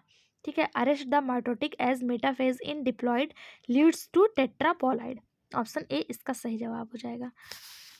चतुर्गुणिता से आशय गुणसूत्रों की संख्या 4 है, जिसमें अगुणित 4 समान संख्या में होता है, परंतु यदि सूत्री विभाजन में मध्य अवस्था में रुकावट आ जाए तो ऐसी दशा देखने को मिलती है। ऑप्शन ए इसका सही जवाब हो जाएगा। अगला क्वेश्चन, फिट्रिलेरिया में भ्रूणपोष का गुणन पॉलाइडी स्तर क्या होता है? तो ये होता है पेंटापोलाइडी। ऑप्शन डी इसका सही जवाब हो जाएगा। फिट्रिलेरिया में जो एंडोस्पर्म का फर्टिलाइजेशन होता है वो पेंटापोलाइडी होता है। ऑप्शन डी इसका सही जवाब हो जाएगा। 100 क्वेश्चन खत्म हो गए, टोटल 189 क्वेश्चन है। अब आप लोग क्या करेंगे? चैनल को सब्सक्राइब करेंगे अगर आप चैनल पे नए हैं, वीडियो को लाइक करेंगे और कमेंट बॉक्स में एक प्यारा सा कमेंट टाइप करेंगे, तब हम इसके आगे जो है बढ़ेंगे। ठीक है, हम 189 क्वेश्चन कंप्लीट कराएंगे, लेकिन आपको 1 मिनट का टाइम देते हैं। एक प्यारा सा कमेंट टाइप करिए, वीडियो को लाइक करिए और इसको 2-4 लोगों में 2-4 ग्रुप में शेयर कर दीजिए। ठीक,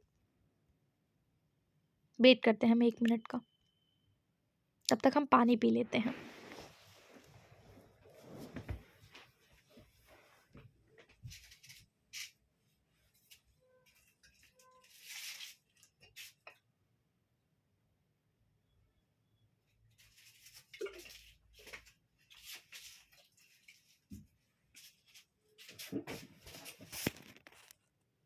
आई होप आप लोगों ने लाइक कर दिया होगा, कमेंट भी करा होगा और इसको शेयर भी कर दिया होगा। अगला क्वेश्चन है, आवृतबीजी पादपों की वह जाति जिसमें प्रथमतः अगुणित भ्रूण उत्पन्न करने में सफलता प्राप्त की गई। धतूरा, स्ट्रोमोनियम, मोरस अल्वा, कैनेविस सेटाइवा या फिर मोरिका पपाया। इसका सही जवाब हो जाएगा ऑप्शन ए, धतूरा स्ट्रोमोनियम। ऑप्शन ए इसका सही जवाब हो जाएगा। ठीक है। अगला क्वेश्चन, निम्नलिखित में से कौन सी फसल समानता स्वपरागित है यानी सेल्फ पॉलिनेशन है। तो मूंगफली जो है ये सेल्फ पॉलिनेशन है। भारत में मूंगफली तिलहन फसल के अंतर्गत आती है। ठीक है। अगला क्वेश्चन, अगर पूछा जाए कद्दू कैसा है, तो कद्दू ड्रूप फल है। सूरजमुखी ऑयली है। और भांग जो होता है ये नशे और दवा के रूप में यूज किया जाता है। यूनिटैगिमक बीजाणु का पाया जाना विशिष्ट लक्षण है। किसका विशिष्ट लक्षण है? ऑप्शन दिया हुआ है गैमोपेटली, पॉलीपेटेली, ऑर्किक्लेमाइडी या फिर मोनोक्लाइडेंस। इसका सही जवाब हो जाएगा ऑप्शन ए, गैमोपेटेली। ऑप्शन ए इसका सही जवाब हो जाएगा। अगला क्वेश्चन, सेब का फल बनता है, एप्पल फ्रूट डेवलप्ड फ्रॉम। सेब का फल किससे बनता है? तो सेब का फल इंफीरियर ओवरी एंड थैलेमस से बनता है। बिल्कुल ऑप्शन ए ही इसका सही जवाब हो जाएगा। सेब का जो फल है वो इंफीरियर ओवरी और थैलेमस से बनता है। पुष्पासन ही सेब का खाने वाला भाग होता है। ठीक है। सेब का जो खाने वाला भाग होता है वो क्या होता है? पुष्पासन यानी कि थैलेमस ही होता है, ओवरी ही होता है। अगला क्वेश्चन, स्वपरागण के लिए निम्नलिखित में से कौन से प्रकृति युक्ति प्रयोग में लाई जाती है? स्वपरागण के लिए कौन सी प्राकृतिक विधि है जो प्रयोग में लाई जाती है? पहला है इनकम्पटिबिलिटी, प्रोथेंड्री, प्रोटोजेनी या फिर क्लिस्टोगैमी। तो सही जवाब हो जाएगा क्लिस्टोगैमी। ऑप्शन डी, क्लिस्टोगैमी स्वपरागण की प्रक्रिया है जिसका उपभाग प्राकृतिक रूप से बंद पुष्पों में परागण कराने के लिए किया जाता है। ऑप्शन डी इसका सही जवाब हो जाएगा। इसके एग्जाम्पल है वाइयोला, ओलेक्सी, कॉमेंसलिज्म, कॉमेनलिना और कॉर्डमैनी। ये इसके एग्जाम्पल हैं। ठीक है। अगला क्वेश्चन, कैरेंथोफिली परागण है। कैरेंथोफिली परागण क्या है? तो कैरेंथोफिली परागण जो है ये बीटल्स के द्वारा होता है। कैरेंथोफिली परागण बीटल्स के द्वारा होता है। ऑप्शन सी इसका सही जवाब हो जाएगा। कैरेंथोफिली फूलों का एक प्रकार का पार परागण है जो आमतौर पर भृंगों द्वारा किया जाता है, जो रसदार टिश्यू या फिर फूल के पराग पर फलते हैं या केवल कुछ पौधों में निहित है जैसे साइकेड्स और कैलीकैंथस। अगला क्वेश्चन, वह विशेष संरचना जो पराग नलिका को बीजांड में प्रवेश में सहायता करती है क्या कहलाती है? The special structure of facilitate the entry of pollen tube into the ovules is known as. क्या कहलाती है? सिनजिड, एंडोथीशियम, ओवर्ट्यूलेटर या फिर एपी स्टेज। इसका सही जवाब हो जाएगा ऑप्शन सी, ओवर्ट्यूरेटर। ओवर्ट्यूरेटर आवृतबीजी पौधों के अंडाशय में प्लेसेंटा के बाह्य वृद्धि के कारण बनता है। ऑप्शन सी इसका सही जवाब हो जाएगा। अगला क्वेश्चन, परालैंगिकता को सर्वप्रथम बताया। परालैंगिकता को सर्वप्रथम किसने बताया? तो पॉर्टेनी, कार्बो और रोपर ने। कब बताया? 1952 में। ऑप्शन ए इसका सही जवाब हो जाएगा।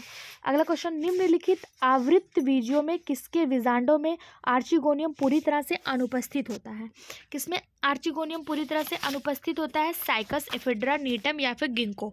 सही जवाब हो जाएगा ऑप्शन सी, नीटम। नीटम में जो है आर्चिगोनियम अनुपस्थित होता है। आर्चिगोनियम क्या है? फीमेल रिप्रोडक्टिव पार्ट है। नीटम जो है ये एक लिंगी है। इसमें आर्चिगोनियम यानी कि फीमेल रिप्रोडक्टिव पार्ट जो है वो अनुपस्थित होता है, इसमें जो है अनुपस्थित होता है। अगला क्वेश्चन, भ्रूणपोष एक गैमेटोफिटिक ऊतक है। भ्रूणपोष एक गैमेटोफिटिक ऊतक किसमें है? जिम्नोस्पर्म में। ऑप्शन ए इसका सही जवाब हो जाएगा। The endosperm is the gametophytic tissue is gymnosperm. अगला क्वेश्चन, परागकोश भित्ति का वह कोशिका स्तर जो परागकोश के स्फुटन में सहायक होता है क्या कहलाता है? तो एंडोथीसियम कहलाता है। क्या कहलाता है? एंडोथीसियम कहलाता है। ऑप्शन डी इसका सही जवाब हो जाएगा। पॉलन भ्रूणकोश थैली क्या है? पॉलन भ्रूणकोश थैली क्या है? ऑप्शन है परागकण जैसे भ्रूणकोश, परागकण से बने भ्रूणकोश के उत्पन्न परागकण या फिर संयुक्त परागकण और भ्रूणकोश। सही जवाब हो जाएगा इसका option B, embryo sac developed from pollen. इसी को पॉलन एम्ब्रियो सैक कहा जाता है। ऑप्शन बी इसका सही जवाब हो जाएगा। पराग भ्रूणकोश थैली यानी पॉलन एम्ब्रियो सैक परागकण से बने भ्रूण कोष होते हैं। परागकण में मुख्यतः 2 नाभिक होता है। कभी कभी परागकणों में असामान्य तरीके से नाभिक की संख्या बढ़ जाती है, जिस कारण भ्रूण कोष थैला जैसा दिखाई देता है। सर्वप्रथम 1898 में हाइकेन्थस ओरिएंटलिस ने इसकी व्याख्या की थी। अगर पूछा जाए इसकी व्याख्या किसने की थी, तो 1898 में 1998 में हाइकेन्थस ओरिएंटलिस ने इसको बताया था सर्वप्रथम। ठीक, अगला क्वेश्चन, एक टेट्रास्पोरिक भ्रूण कोष वह है जिसमें एक टेट्रास्पोरिक भ्रूण कोष में क्या पाया जाता है, तो एक टेट्रास्पोरिक भ्रूण कोष में megaspore mother cell from 4 megaspore nuclei all of which from embryo sac. Megaspore मातृ कोशिका 4 मेगास्पोर न्यूक्लियस बनाती है जो सभी भ्रूण कोष का निर्माण करता है। इसे टेट्रास्पोरिक भ्रूण कोष कहा जाता है। यह अर्धसूत्री विभाजन के फलस्वरूप होता है। ऑप्शन बी इसका सही जवाब हो जाएगा। अगला क्वेश्चन, वह क्षेत्र क्या कहलाता है जो क्लोएप्टाइल के आधार पर स्कूटेलम की उत्पत्ति के बीच होता है? स्यूडोकोटिल, एपिकोटिल, हाइपोकोटिल या फिर मीजोकोटिल? सही जवाब हो जाएगा ऑप्शन डी मीजोकोटिल। क्या कहलाता है? मीजोकोटिल। वह क्षेत्र जो क्लोएप्टाइल के आधार पर स्केलेटम की उत्पत्ति के बीच होता है उसे मीजोकोटिल कहा जाता है। ऑप्शन डी इसका सही जवाब हो जाएगा। अगला क्वेश्चन, जब न्यूक्लियस तथा अधि आवरण दाहिने ओर से फ्यूनिकल से समकोण से कम या अधिक पर स्थित होते हैं तो इस प्रकार के बीजांड को क्या कहते हैं? इस प्रकार के बीजांड को एम्फीट्रोपस कहा जाता है। ऑप्शन डी इसका सही जवाब हो जाएगा। क्या कहा जाता है? एम्फीट्रोपस। हेमीट्रोपस बीजांड में मुख्यतः अंडाशय शरीर यानी भ्रूण थैली और न्यूसेल्स फनल के समकोण पर मौजूद होते हैं। अधिकांश एंजियोस्पर्म में एनाट्रोपस डिब मौजूद होता है जिससे बीजांड उल्टा होता है ताकि माइक्रोपाइल फनल में करीब स्थित हो। ऑप्शन डी इसका सही जवाब हो जाएगा। अगला क्वेश्चन है, निम्नलिखित में से किस प्रकार भ्रूण कोष में एंटीपोडल कोशिकाएं अनुपस्थित होती हैं? ओइनोथेरा, ड्रूसा, प्लुम्बागो या फिर एलियम? इसका सही जवाब हो जाएगा ऑप्शन सी प्लुम्बागो। प्लुम्बागो टाइप के भ्रूणपोष में एंटीपोडल कोशिका में अनुपस्थित होता है। यहाँ 8 न्यूक्लियेट एम्ब्रियोई थैली होती है जिसके चारों ओर 2-2 केंद्रक होता है। सहायक कोशिका इसमें अनुपस्थित होती है। ऑप्शन सी इसका सही जवाब हो जाएगा। अगला क्वेश्चन, जब बेसल और टर्मिनल दोनों कोशिकाएं भ्रूण के निर्माण में योगदान देती हैं तो इस प्रकार की विकसित संरचना को क्या कहते हैं? कैरियोफिल, सोडल टाइप, ऑनग्रेड टाइप या फिर एस्टॉर टाइप? इसका सही जवाब हो जाएगा ऑप्शन डी एस्टॉर टाइप। इस प्रकार की विकसित संरचना को एस्टॉर टाइप भ्रूण कहते हैं। इसमें कोशिकाओं का विकास लंबवत विभाजन के द्वारा होता है। अगर बात करें सोल्डन टाइप की तो इसमें जो है सोल्ड टाइप की, इसमें भी आधार की कोशिकाओं के द्वारा सस्पेंशनर निर्माण होता है जो संख्या में 2 होती है। अगला क्वेश्चन, युग्मक के संयोजन में भ्रूण विकास की क्रिया को क्या कहते हैं? स्पोरोगैमी, सिनगैमी, एपोगैमी या फिर आइसोगैमी? सही जवाब option C apogamy. Apogamy fern में होने वाला एक प्रकार का प्रजनन है जिसमें बिना युग्मक के यानी बिना गैमिट के संयोजन के लिए भ्रूण का निर्माण होता है। ऑप्शन सी इसका सही जवाब हो जाएगा। पौधे जो अपने जीवन में केवल एक बार पुष्पित होते हैं क्या कहलाते हैं? पॉलीकॉर्पिक, एपोकॉर्पिक, यूनिकॉर्पिक या फिर मोनोकॉर्पिक? ये क्वेश्चन 94, 96, 99 यूपीपीसीएस में आया हुआ है। सही जवाब ऑप्शन डी मोनोकॉर्पिक। ऐसे पौधे जो अपने जीवन काल में केवल एक बार पुष्पित होते हैं उन्हें मोनोकॉर्पिक कहते हैं। मोनोकॉर्पिक का उदाहरण क्या है? तो जैसे बांस यानी बम्बू जिसे आप कहते हैं वो मोनोकॉर्पिक का उदाहरण है। एक क्वेश्चन और एग्जाम में बांस से रिलेटेड देखने को मिलता है कि बांस क्या है? ट्री है, ग्रास है, क्या है? तो बांस जो है एक ग्रास है। ठीक है, वही बात करें पॉलीकॉर्पिक की तो पॉलीकॉर्पिक वो पौधे होते हैं जो हर साल पुष्पित होते हैं और फल देते हैं, जैसे आम हो गया ये सब। अगला क्वेश्चन, फर्न स्त्रीधारी की ग्रीवा में प्रवेश करते समय पुंबड़ू प्रदर्शित करते हैं। While entering the neck of fern archegonium sperm show. पुंबड़ू यानी स्पर्म है। ठीक है, हिंदी इतनी टफ है कि समझ में नहीं आ रहा क्या बोला। ऑप्शन है फोटोटैक्सी, कीमोटैक्सी, थर्मोटैक्सी या फिर कैलोसिस। सही जवाब हो जाएगा इसका ऑप्शन बी, कीमोटैक्सी। फंड आर्चिगोनियम की ग्रीवा में प्रवेश करते समय स्पर्म रसायन अनुचलन यानी कि कीमोटैक्सी प्रदर्शित करते हैं। ऑप्शन बी इसका सही जवाब हो जाएगा। अगला क्वेश्चन, पराग नलिका की अच्छी बढ़त के लिए आवश्यक तत्व है, तो क्या है? बी है, बी फॉर क्या होता है? बोरान होता है। ठीक है, पराग नलिका की अच्छी बढ़त के लिए क्या आवश्यक है? बोरान आवश्यक है।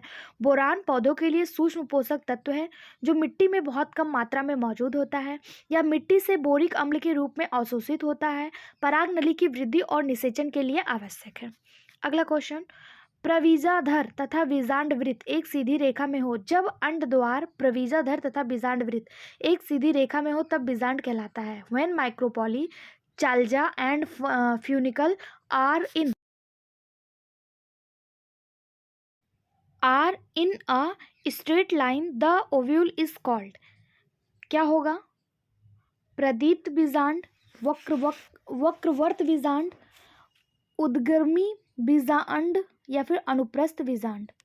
सही जवाब हो जाएगा इसका आर्थोट्रोपस यानी कि उद्गर्ग मुखी बीजांड। ऑप्शन सी इसका सही जवाब हो जाएगा।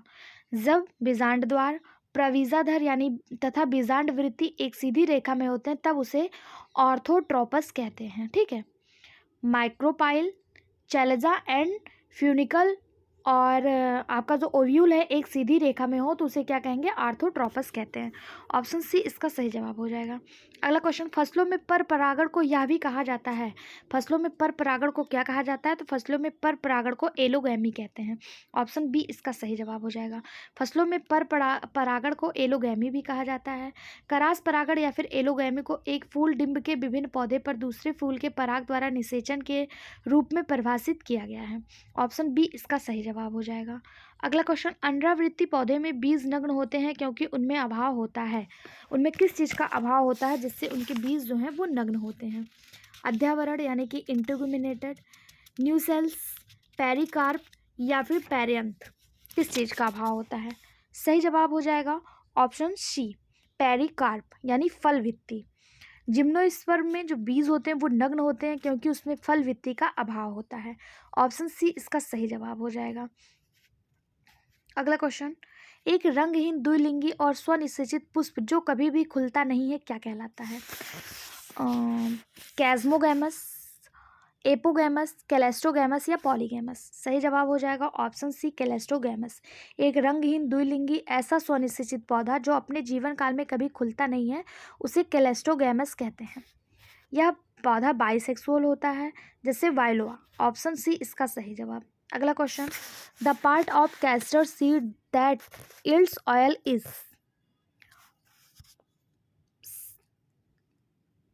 कॉटिलिडन, कैर्यू, न्यूसेल, कैर्निकल, इंडोस्पर्म या फिर न्यूसेल्स। सही जवाब हो जाएगा ऑप्शन सी। क्या हो रहा है यार? इंडोस्पर्म। कैस्टर के बीज में भ्रूणपोष से तेल निकालता है।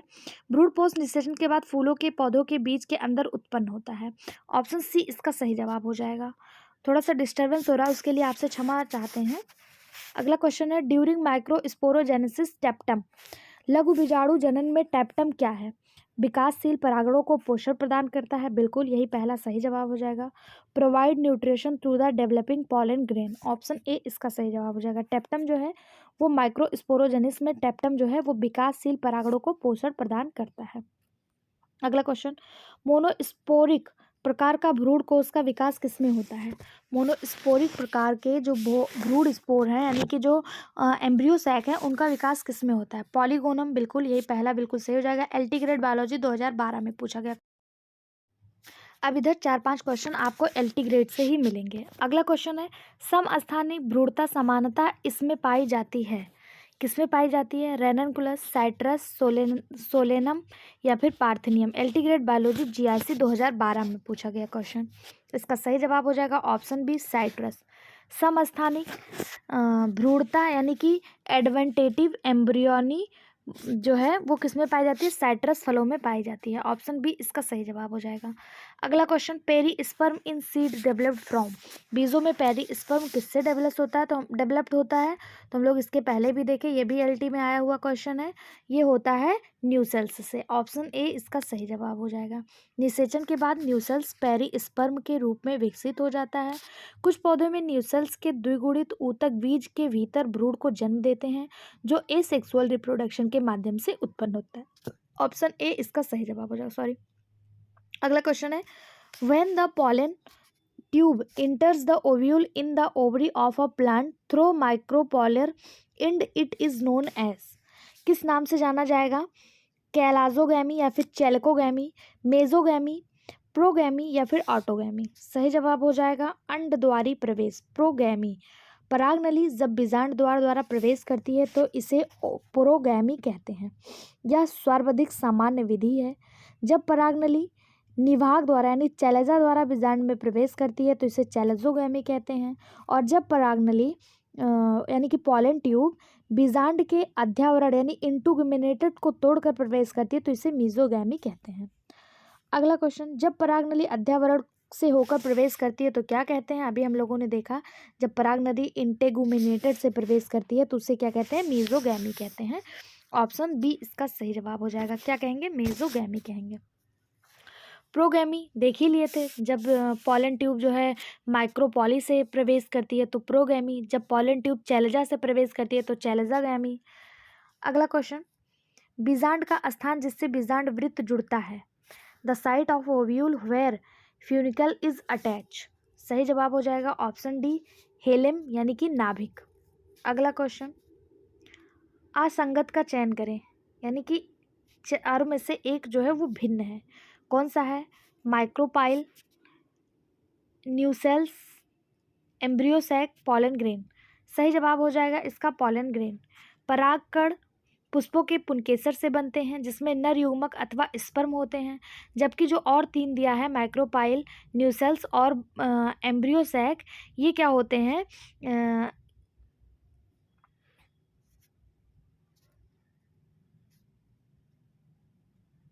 ये तीनों जो है ये बीजांड के भाग होते हैं। ठीक है। अगला क्वेश्चन, जल द्वारा परागण होता है, जल द्वारा परागण किसमें होता है? तो जल द्वारा जो परागण होता है हमने देखा था हाइड्रा में होता है, हाइड्रिला में होता है। तो हाइड्रिला कहाँ दिया है? ऑप्शन डी में दिया है, बेलिनसेनेरिया और हाइड्रिला में जल द्वारा परागण होता है। ऑप्शन डी इसका सही जवाब हो जाएगा। इसमें क्या होते हैं? परागकण जो होते हैं वो जल के माध्यम से दूसरे पुष्प के स्टिग्मा पर पहुंचते हैं। ठीक, इसमें न्यास है, सीरेटोफिल्लम है, हाइड्रिला है, बेनिसिलेरिया है, ये इसके एग्जाम्पल हैं। अगला क्वेश्चन, आवृत बीजों में एक प्रारूपिक भ्रूण कोष परिपक्व अवस्था में होते हैं, उसमें होता है 8 न्यूक्लियट और 7 सेल। ऑप्शन ए इसका सही जवाब हो जाएगा। अगला क्वेश्चन, आवृत बीजों में एक प्रारूपिक परागकोश में लघु बीजाणुधानियों की संख्या कितनी होती है? तो 4 होती है। कितनी होती है? 4 होती है। ऑप्शन डी इसका सही जवाब हो जाएगा। अगला क्वेश्चन, निम्नलिखित कथनों पर विचार कीजिए। पहला दिया है, युग्मक सदैव अगुणित होते हैं, नर युग्मक सभी पादपों में सदैव चल प्रकार के होते हैं, मादा युग्मक उच्च पादपों में सदैव नर युग्मक की तुलना में बड़े आकार के होते हैं। दिया है कौन सा कथन सत्य है? इसमें कौन सा कथन सत्य है? तो इसका सही जवाब हो जाएगा 1 और 3 इसमें सत्य है, पहला और तीसरा, दूसरा गलत है। नर युग्मक और मादा युग्मक हमेशा अगुणित होते हैं। ठीक है, ये बिल्कुल सही दिया है। दूसरा, जो अर्धसूत्री विभाजन के फलस्वरूप बनते हैं तथा मादा युग्मक उच्च पादपों में सदैव नर युग्मक की तुलना में बड़े होते हैं, ये भी सही है। नर युग्मक सभी पादपों में चल होते हैं, सभी में मोटाइल नहीं होते हैं, किसी किसी में ये नॉन मोटाइल भी होते हैं, इसलिए दूसरा गलत हो जाएगा। अगला क्वेश्चन, एक ही पुष्प के पराग कोष में पराग कणों का उसी पुष्प के वर्तिकाग्र पर हस्तांतरण क्या कहलाता है? तो ऑटोगैमी कहलाता है, हमने पहले भी देखा था। ऑप्शन डी इसका सही जवाब। अगला क्वेश्चन, इनमें से किस पौधे का विकास एंड्रोस्पोर में हुआ है? सही जवाब क्लियोम, ऑप्शन बी। क्लियोम की कुछ प्रजातियां जैसे क्लियोम गाइनेड्रो में दल पत्रों व पुंकेसरों के माध्यम पुष्पाक्ष दीर्घित होकर एंड्रोस्पोर का निर्माण करते हैं।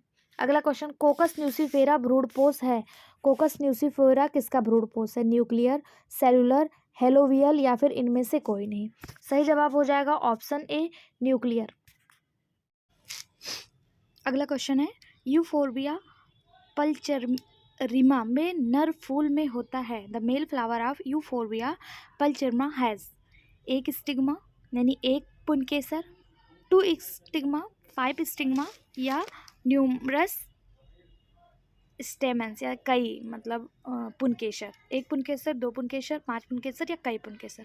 पीजीटी बॉटनी में आया हुआ क्वेश्चन है। सही जवाब हो जाएगा इसका, एक मिनट यार मोबाइल में थोड़ा सा प्रॉब्लम हो गई इसीलिए आप लोग को कल वीडियो नहीं मिल पाया था। सही जवाब हो जाएगा इसका ऑप्शन डी, ऑप्शन डी यानी कि कई पुंकेसर। ठीक, ऑप्शन डी इसका सही जवाब हो जाएगा। अगला क्वेश्चन, सबसे कम गुणसूत्र वाला पौधा है, सबसे कम गुणसूत्र संख्या वाला पौधा कौन सा है? हेप्लोपेपस ग्रेसिलिस, पी लिट्रोसा,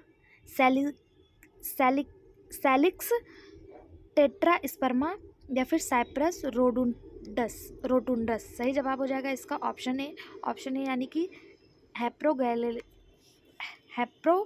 हेप्लोपेपस ग्रेसिलिशी, ऑप्शन ए इसका सही जवाब हो जाएगा।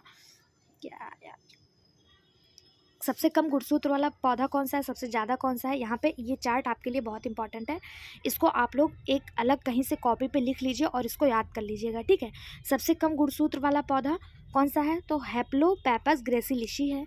सबसे ज़्यादा गुणसूत्र वाला पौधा ऑफियोलोगस है, ऑफियोग्लोसम है, ऑफियोग्लोसम। सबसे बड़ा बीजांड किसका है? तो साइकस का है। सबसे छोटा क्रोमोसोम शैवाल का होता है। सबसे बड़ा पुमंग साइकस में पाया जाता है। सबसे बड़ा पादप गुणसूत्र ट्रिलियम का है। सबसे छोटी पादप कोशिका माइकोप्लाज्मा जिसे पीपीएलओ कहते हैं।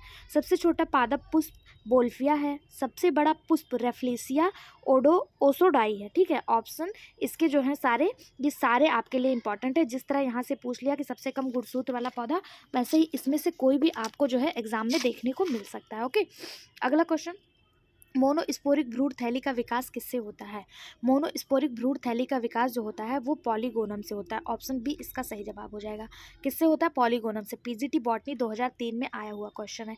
यहाँ से एक चीज़ और पूछा जाता है कि मोनोस्पोरिक भ्रूण कोष में यानी कि एम्ब्रियो सैक में कितने न्यूक्लियस और कितनी केंद्रिकाएँ, कितने कोशिका पाए जाते हैं? तो इसमें 8 केंद्रिका यानी 8 न्यूक्लियस और 7 कोशिकाएँ पाई जाती हैं।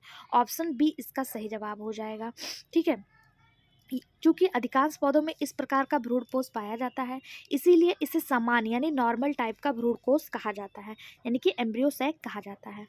स्टर्डबर्ग नाम के एक साइंटिस्ट थे जिन्होंने 1879 में इसे सबसे पहले पॉलीगोनम डाइवेरिकेटम में देखा था। इसी के आधार पर इसका नाम पॉलीगोनम टाइप रखा गया था।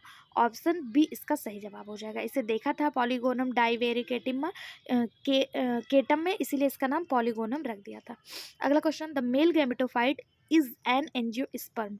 आवृतबीजी पौधों में नर युग्मोद्भिद है, कौन सा है? स्टेमन, एंथर, पॉलन ग्रेन या फिर जनरेटिव न्यूक्लियस। सही जवाब हो जाएगा इसका ऑप्शन सी, पॉलन ग्रेन। आवृतबीजी पौधों में पॉलन ग्रेन ही नर युग्मोद्भिद यानी कि मेल गैमेटोफाइट्स है, जो संपूर्ण रूप से परागकोश के प्रस्फुटन के बाद किसी प्रकार उसी पुष्प अथवा उसी जात के अन्य पुष्प के जायांग के वर्तिकाग्र पर पहुंच जाते हैं। यह क्रिया परागण कहलाती है यानी पॉलिनेशन कहलाती है। ठीक है, अगला क्वेश्चन, सहायक कोशिकाएं अनुपस्थित होती हैं, किसमें होती हैं?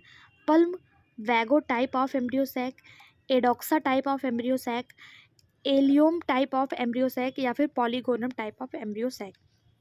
सही जवाब ऑप्शन ए, भ्रूणकोश में पलम वैगो प्रकार में जो है सहायक कोशिकाएं अनुपस्थित होती हैं। ऑप्शन ए इसका सही जवाब हो जाएगा। सहायक कोशिकाएं पलम वैगो प्रकार की एम्ब्रियोसैक में नहीं पाई जाती हैं। सबसे सामान्य भ्रूणकोश पॉलीगोनम प्रकार का है। एम्ब्रियो 3 प्रकार का होता है, एक मोनोस्पोरिक, एक बायोस्पोरिक और एक टेट्रास्पोरिक। अगर कभी एग्जाम में पूछ ले कि एम्ब्रियो कितने टाइप का होता है तो एम्ब्रियो 3 टाइप का होता है। अगला क्वेश्चन, उस वैज्ञानिक का नाम बताइए जिन्होंने सर्वप्रथम एपोगैमी की जानकारी दी थी। तो एपोगैमी की जानकारी देने वाले जो वैज्ञानिक थे उनका नाम फार्लो है। ऑप्शन डी इनका सही जवाब हो जाएगा। सर्वप्रथम एपोगैमी टेरिस नामक टेरिडोफाइट में देखी गई। एपोगैमी को सर्वप्रथम फार्लो नामक वैज्ञानिक ने देखा। बिना निषेचन के गैमेटोफाइट से स्पोरोफाइट बन जाना एपोगैमी कहलाता है। एपोगैमी क्या है? कि जिसमें फर्टिलाइजेशन ना हो, निषेचन ना हो, लेकिन फिर भी गैमेटोफाइट से स्पोरोफाइट बन जाए, उसी को एपोगैमी कहा जाता है। और ये घटना को देखा कौन था? फार्लो ने देखा था। किस में देखा था? टेरिडोफाइट में। टेरिडोफाइट का क्या नाम था? तो टेरिस नामक एक पौधा था, उसमें देखा था। अगला क्वेश्चन, सोरस समूह होता है। Sorus includes a group of the sorus includes a group of pollen grain, archegonia, antheridia या फिर स्पोरेंजिया। सही जवाब हो जाएगा ऑप्शन डी, स्पोरेंजिया। बीजाणुधानियों का, सोरस बीजाणुधानुओं का समूह होता है जो टेरिडोफाइट्स में पाए जाते हैं। आर्चिगोनिया तथा एंथीरिडिया ब्रायोफाइटा में पाए जाते हैं। एंथर एंजियोस्पर्म पे पाए जाते हैं। और परागकण को नर युग्मोद्भिद कहा जाता है। ऑप्शन डी इसका सही जवाब हो जाएगा। पॉलन ग्रेन को क्या कहा जाता है? मेल गैमेटोफाइट कहा जाता है। अगला क्वेश्चन, स्थूल बीजांडकाई बीजाणु दर्शाते हैं। Crassinucellate ovules show absence of nucleus, well developed nucleus, partial developed nucleus या फिर third developed nucleus. Crassinucellate ovules क्या दर्शाते हैं? सही जवाब हो जाएगा option B, well developed nucleus दर्शाते हैं। ऑप्शन बी इसका सही जवाब हो जाएगा। स्थूल बीजांडकाई बीजांड यानी क्रॉसी न्यूक्लिएटेड ओव्यूल्स में न्यूसेल्स विकसित तथा बहुस्तरीय होता है। इसमें बीजाणुजनक यानी स्पोरोजिनस गहराई में स्थित होते हैं। ऑप्शन बी इसका सही जवाब हो जाएगा। अगला क्वेश्चन, बीजांडकाय के कुछ अप्रयोगी भाग जो बीज में रह जाते हैं उसे क्या कहा जाता है? एंडोस्पर्म, टेगनम, क्रीमोकॉर्प या फिर पेरिस्पर्म। सही जवाब हो जाएगा ऑप्शन डी, पेरिस्पर्म। क्या हो जाएगा? Option D, perisperm. कुछ पौधों के बीजाणुओं में न्यूसेल्स का कुछ भाग बचा रह जाता है जो भ्रूणपोष के बाहर एक पतली परत के रूप में होता है, जिसे भ्रूणपोष या फिर पेरिस्पर्म कहते हैं। जैसे अगर एग्जाम्पल की बात करें तो इसमें काली मिर्च, चुकंदर, अरंडी, जिसे कैस्टर कहते हैं, ये सब इसके एग्जाम्पल होते हैं। अगला क्वेश्चन, युग्मोद्भिद ऊतक से सीधे बीजाणु उद्भिद का विकास क्या कहलाता है? ऑप्शन ए इसका सही जवाब हो जाएगा, एपोगैमी कहलाता है। क्या कहलाता है? एपोगैमी कहलाता है। अगला क्वेश्चन, अधिकतर आवृतबीजी में बीजाणु होता है। अधिकतर जो आवृतबीजी होते हैं यानी एंजियोस्पर्म होते हैं उसमें ओव्यूल्स कैसा होता है? ऑप्शन दिया है आपके सामने, वक्राकार, अर्धवृत्ताकार, अनुप्रस्थाकार या फिर नन ऑफ एबव। सही जवाब हो जाएगा इसका option D, none of above. क्योंकि जो अधिकतर एंजियोस्पर्म होते हैं उनमें माइक्रोपैली तथा चैलजा की पारस्परिक स्थिति के आधार पर परिपक्व बीजाणु 5 प्रकार के होते हैं। ठीक है, जिसमें ओरोथोट्रोपस, एनाट्रोपस, कैम्प्लियोट्रोपस, एम्फीट्रोपस तथा हेमीट्रोपस कहे जाते हैं। श्रु बीजाणु बीजांड सीधा होता है जिसमें बीजांड द्वार, निभाग तथा बीजांड वृत्त यानी फ्यूनिकल एक सीधी रेखा में होते हैं। ठीक है, इसका सही जवाब जो हो जाएगा वो हो जाएगा इनमें से कोई नहीं, क्योंकि अधिकांश जो अंडावृत्ति के बीजाणु होते हैं वो एनाट्रोपस होते हैं। कैसे होते हैं? एनाट्रोपस। एनाट्रोपस आपको एग्जाम ऑप्शन में कहीं भी नहीं दिया है। अगर यहाँ पे एनाट्रोपस दिया होता तो वो सही हो जाता, इसलिए इसका सही जवाब हो जाएगा नन ऑफ एबव। अगला क्वेश्चन, संयुक्त परागकण किसमें पाए जाते हैं? Compound pollen grain are found in, किसमें पाया जाएगा? एनोना, ड्रोसेरा, एलोडिया या उपर्युक्त सभी। तो कंपाउंड पॉलन ग्रेन इन सभी में पाया जाता है। ऑप्शन डी इसका सही जवाब हो जाएगा। कंपाउंड पॉलन ग्रेन जो होता है वो एनोना, ड्रोसेरा और एलोडिया सभी में पाया जाता है। ठीक है, इसके अलावा टाइका में भी पाया जाता है। एक लघु बीजाणु मात्रकोश यानी माइक्रोस्पोर मदर सेल से बनने वाली पॉलन ग्रेन जब आपस में जुड़ते हैं तो इन्हीं को कंपाउंड पॉलन ग्रेन कहा जाता है। अगर पूछा जाए कंपाउंड पॉलन ग्रेन क्या है तो एक माइक्रोस्पोर मदर सेल से जो पॉलन ग्रेन बनते हैं उन्हीं को कंपाउंड, और वो आपस में जुड़ जाते हैं उनको कंपाउंड पॉलन ग्रेन कहा जाता है। ठीक है, अगला question, parthenogenesis is a type of. Parthenogenesis किसका टाइप है? तो पार्थोजेनेसिस एपोस्पोरी का टाइप है। ऑप्शन बी इसका सही जवाब हो जाएगा। अगला question, monosporic four nucleated embryo sac is. Monosporic four nucleated embryo sac थैली मतलब भ्रूण थैली होती है। Oenothera, Allium type, Polygonum type या फिर पेप्रोमिया टाइप। इसका सही जवाब हो जाएगा ऑप्शन ए, ओइनोथेरा में। ऑप्शन ए इसका सही जवाब हो जाएगा। पीजीटी बायोलॉजी 2005 में पूछा गया क्वेश्चन। ओइनोथेरा प्रकार का भ्रूणकोश अपवाद स्वरूप 4 केंद्रीय होता है। इसके केंद्र में केवल एक ध्रुवीय केंद्र यानी सेंट्रल न्यूक्लियस तथा 3 केंद्रीय अंड उपकरण के रूप में होता है। ठीक है, ऑप्शन ए इसका सही जवाब हो जाएगा। अगला क्वेश्चन, आवृतबीजी पेड़ों में मुक्त नाभिकीय विखंडन उत्पन्न होता है, किसमें होता है? तो एम्ब्रियो स्पर्म फॉर्मेशन में होता है। ऑप्शन सी इसका सही जवाब हो जाएगा। आवृतबीजी यानी कि एंजियोस्पर्म में मुक्त केंद्रीय विभाजन यानी फ्री न्यूक्लियर डिवीजन मुख्यतः भ्रूणपोष निर्माण के समय होता है। ऐसे भ्रूणपोष को केंद्रीय भ्रूणपोष कहते हैं। ठीक है, सेंट्रल एम्ब्रियो स्पर्म कहते हैं। अगला क्वेश्चन, पराग कोश की भित्ति परत टेप्टम का कार्य है। पराग कोश की यानी कि जो टेप्टम है, जो inner most layer of anther है, एंथर की सबसे लास्ट वाली परत है जिसे टेप्टम कहते हैं। यहाँ से भी क्वेश्चन पूछ लेता है कि एंथर की सबसे लास्ट वाली परत को किस नाम से जाना जाता है? तो इसे टेप्टम के नाम से जाना जाता है। पूछा जा रहा है कि इसका कार्य क्या है, मैकेनिकल सपोर्ट देना या फिर डेहेसेंस, न्यूट्रलेशन या फिर प्रोटेक्शन। सही जवाब हो जाएगा पोषण प्रदान करना है, न्यूट्रिशन देना। ऑप्शन सी इसका सही जवाब हो जाएगा। क्या कार्य है इसका? न्यूट्रिशन देना। ठीक, अगर पूछा जाए एपिडर्मिस क्या करती है, तो एपोडर्मिस जो होती है ये सुरक्षा प्रदान करती है। एंडोथेसियस विसर्जन में सहायता करती है यानी एक्सक्रेशन का कार्य करती है। मध्य वाली जो है ये सुरक्षा देती है। और टेपिटम जो इसका आंतरिक स्तर है, इनर वाल है, वो क्या करता है? इसके बहुत सारे कार्य होते हैं। एक तो ये विकास होते हुए सूक्ष्म बीजाणु यानी माइक्रोस्पोर को पोषण देता है। श्रावण यानी एक्सक्रेशन करता है। और शोषण यानी एब्जॉर्प्शन करता है। ठीक है, कौन करता है? टेपिटम। अगला क्वेश्चन, पराग कोश के एंडोथीसियम और टेप्टम किसमें व्युत्पन्न होते हैं? प्राथमिक भित्ति से, प्राथमिक बीजाणुजनक स्पर्म से, दोनों से, इनमें से कोई नहीं। सही जवाब हो जाएगा एंडोथीसियम और टेप्टम जो है ये प्राइमरी पैराइटल लेयर से जो है बनते हैं। ऑप्शन ए इसका सही जवाब हो जाएगा। अगला क्वेश्चन, जब सहायक कोशिका एवं प्रतिमुख कोशिकाएं भ्रूण बनाती हैं तब इसे क्या कहा जाता है? एपोस्पोरी, एपीमिक्सिस। ऑप्शन बी ही इसका सही जवाब हो जाएगा। इसे क्या कहा जाता है? एपीमिक्सिस कहा जाता है। जब सहायक कोशिकाएं और प्रथमुख कोशिका यानी एंटीपोडल सेल भ्रूण बनाती है तो इसे एपीमेक्सिस कहा जाता है। ठीक है, अगला क्वेश्चन, गेहूं में 200 दाने के निर्माण के लिए कितने अर्धसूत्री विभाजन होते हैं? तो गेहूं में 200 दाने के निर्माण के लिए 250 अर्धसूत्री विभाजन होते हैं। यहाँ पे आपको निकाल के दिखाया गया है। ठीक, अगला क्वेश्चन, जब एक चतुर्गुणिक पौधे का परागण एक द्विगुणिक पौधे को निषेचित करता है तब बीज का भ्रूणपोष कैसा होगा? 4n होगा। ऑप्शन सी इसका सही जवाब हो जाएगा। बीज का भ्रूणपोष फीमेल प्लस मेल। अगर 2n = 4 है तो ये निकाल के दिखाया गया है किस तरह से 4n निकल के आया है। ठीक, अगला क्वेश्चन, माइक्रोपाइल अनुमति प्रदान करता है। माइक्रोपाइल किसको अनुमति प्रदान करता है? परागनली निषेचन के समय बीजाणु में प्रवेश करने की, पराग कणों को अंकुरण क्रिया हेतु, पराग कण में छिद्र उत्पन्न होने हेतु और पराग कण के विकास हेतु। सही जवाब हो जाएगा इसका ऑप्शन ए, पॉलन ट्यूब को pollen tube to penetrated in the ovule. दिख नहीं रहा, मोबाइल में थोड़ी सी डिस्टर्बेंस हो गई।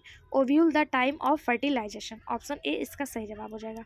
अधिकांश एंजियोस्पर्म पौधे के पराग नलिका यानी पॉलन ट्यूब माइक्रोपाइल के रास्ते से बीजांड में प्रवेश करता है। पराग नलिका नर युग्मक को बीजांड में ले जाती है जिससे निषेचन प्रक्रिया पूर्ण होती है। अगला क्वेश्चन, हेलोबियल भ्रूणपोष पाया जाता है। हेलोबियल टाइप ऑफ एंडोस्पर्म किसमें पाया जाता है? तो ये एडोक्सा में पाया जाता है। किसमें? एडोक्सा में। ऑप्शन बी इसका सही जवाब हो जाएगा।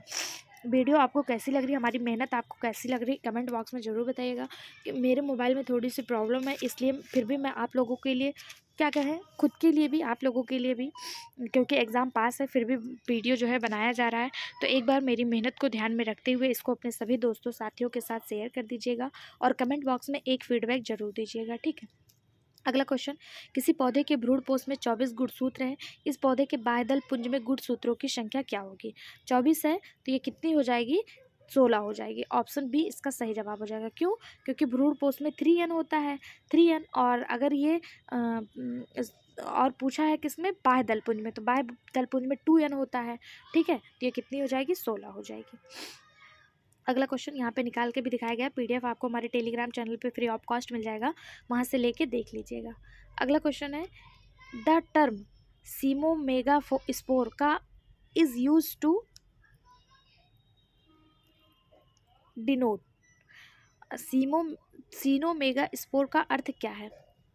Megaspore mother cell, micropylar dead, chalaza dead, cell with 4 haploid nuclei. सही जवाब हो जाएगा option D, cell with 4 haploid nuclei, यही इसका सही जवाब हो जाएगा। सीनोमेगा स्पोर का अर्थ है 4 अगुणित केंद्रकों सहित कोशिकाएं, ठीक है, ये इसका अर्थ होता है। टेट्रा न्यूक्लिएट मेगा स्पोर को सीनोमेगा स्पोर कहते हैं। टेट्रा न्यूक्लिएट यानी जिसमें 4 न्यूक्लियस पाए जाते हों। सीनोमेगा स्पोर में स्वतंत्र न्यूक्लियर विभाजन पाया जाता है, जिससे 256 या इससे अधिक न्यूक्लियाई का निर्माण होता है। अगला क्वेश्चन, पराग नलिका की ध्रुवीकृत वृद्धि में जिस तत्व में निहित होने की जानकारी है वह कौन सी है? Potassium, magnesium, sodium, calcium. सही जवाब हो जाएगा ऑप्शन डी यानी कि कैल्शियम। पराग नलिका की ध्रुवीकृत वृद्धि में कैल्शियम जो है वो निहित होता है, यानी कि उसमें प्रेजेंट होता है, ठीक है, ऑप्शन डी इसका सही जवाब हो जाएगा। अगला क्वेश्चन देखिए, जबकि अगर बात करें पोटेशियम, मैग्नीशियम, सोडियम, वह पराग नली की ध्रुवीकृत वृद्धि में भाग नहीं लेते, ठीक, कौन भाग लेता है? कैल्शियम लेता है। अगला question, during fertilization in plumbago sperm are delivered in. Plumbago में निषेचन के दौरान पुमंड मुक्त किए जाते हैं। Degenerating synergids, either of synergids egg या फिर सेंट्रल सेल। सही जवाब हो जाएगा ऑप्शन सी, एग में यानी कि अंड में। प्लम्बैगो में निषेचन के दौरान स्पर्म अंड में मुक्त किए जाते हैं। निषेचन के बाद बहुत सारे परिवर्तन होते हैं, जैसे अंडाशय फल में बदल जाता है, बीजांड यानी ओव्यूल बीज में परिवर्तित हो जाता है और जाइगोट भ्रूण बनाता है। तो ऑप्शन सी इसका सही जवाब हो जाएगा। अगला क्वेश्चन, गेहूं के युग्मनज में होता है, गेहूं के जाइगोट में क्या होता है? अनुप्रस्थ विभाजन, अनुदैर्ध्य विभाजन, तिर्यक विभाजन या परिणतिक विभाजन। सही जवाब हो जाएगा इसका ऑप्शन सी, ऑब्लिक डिवीज़न, ठीक है, गेहूं के जाइगोट में ऑब्लिक डिवीज़न होता है। ऑप्शन सी इसका सही जवाब हो जाएगा। अगला क्वेश्चन, मूलाग्र कोशिकाओं में 24 गुणसूत्र वाले पौधे की एल्यूरोन कोशिकाओं में गुणसूत्र की संख्या क्या है? सही जवाब ऑप्शन सी 63 सॉरी, मूलाग्र कोशिकाओं में 24, हाँ 42 है, 24 नहीं 42 गुणसूत्र वाले पौधे की एल्यूरोन कोशिकाओं के गुणसूत्र की संख्या कितनी है?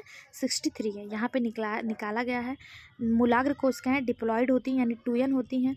2n = 42 दिया है, तो n = क्या हो जाएगा? 42/2। इसको काटेंगे 21 आ जाएगा, और जो आपका मूलाग्र होता है वो 3n होता है, तो 21 × 3 करेंगे तो 63 निकल के आ जाएगा। ऑप्शन सी इसका सही जवाब हो जाएगा। अगला क्वेश्चन, निम्नलिखित में से किस एक पादप जाति में प्राकृतिक अवस्था कृत्रिम रूप से कभी भी स्वपरागण संभव नहीं है? सही जवाब हो जाएगा ऑप्शन डी, कैरिया पपाया। कैरिया पपाया में यह संभव नहीं है। कैरिया पपाया पादप में प्राकृतिक एवं कृत्रिम रूप से कभी भी स्वपरागण संभव नहीं है। मेज, जिया मेज, जिसे मेज या मक्का कहा जाता है, गैपिसियम हिरसुटम, सैकेरम ऑफिसेनम व में प्राकृतिक व कृत्रिम रूप से स्वपरागण संभव है। अगला क्वेश्चन, निम्नलिखित में से किस प्रकार के मादा युग्मोद्भिद के परिवर्धन होने में नीटम आवृत्त बीजों के समान होता है? मोनोस्पोरिक, बायोस्पोरिक, एंडोमियोन या फिर टेट्रास्पोरिक। सही जवाब हो जाएगा इसका ऑप्शन डी, टेट्रास्पोरिक, ठीक है। नीटम आवृत्त बीजों के समान होता है क्योंकि इसमें टेट्रास्पोरिक प्रकार के मादा युग्मोद्भिद का विकास होता है। कोई भी आलिंगी बीजाणुओं के सामूहिक स्पोरेंजियम में उत्पन्न नहीं होता है। अगला क्वेश्चन, यो धान के अंकुरण के दौरान अल्फा एमिलेस एमाइकेज का स्रावण होता है। सीड कोड, एल्यूरोन परत, चेल्कोराइजा या फिर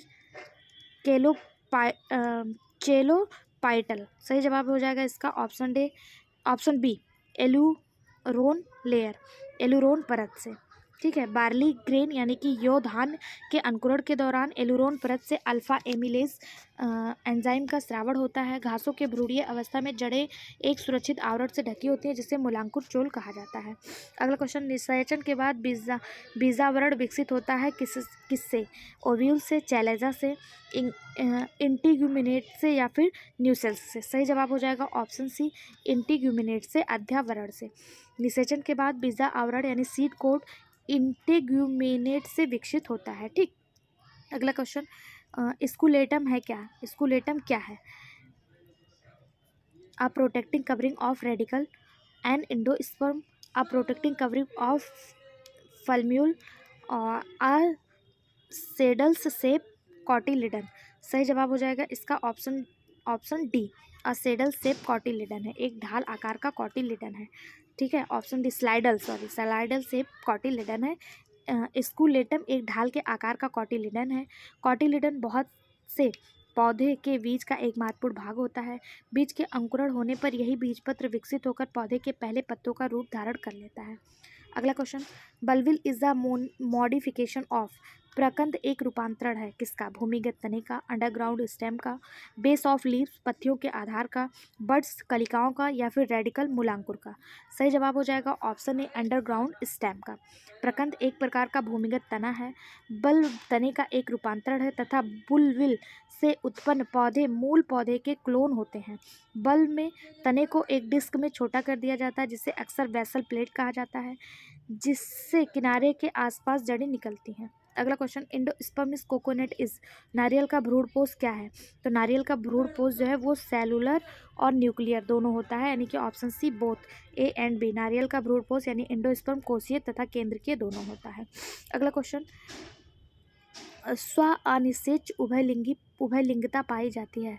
हर कायोगैमी is found in cotton, marigold, calotropis, या फिर बाजरा। सही जवाब हो जाएगा ऑप्शन सी, कैलोट्रोपिस यानी मदार में हर्कोगैमी पाया जाता है।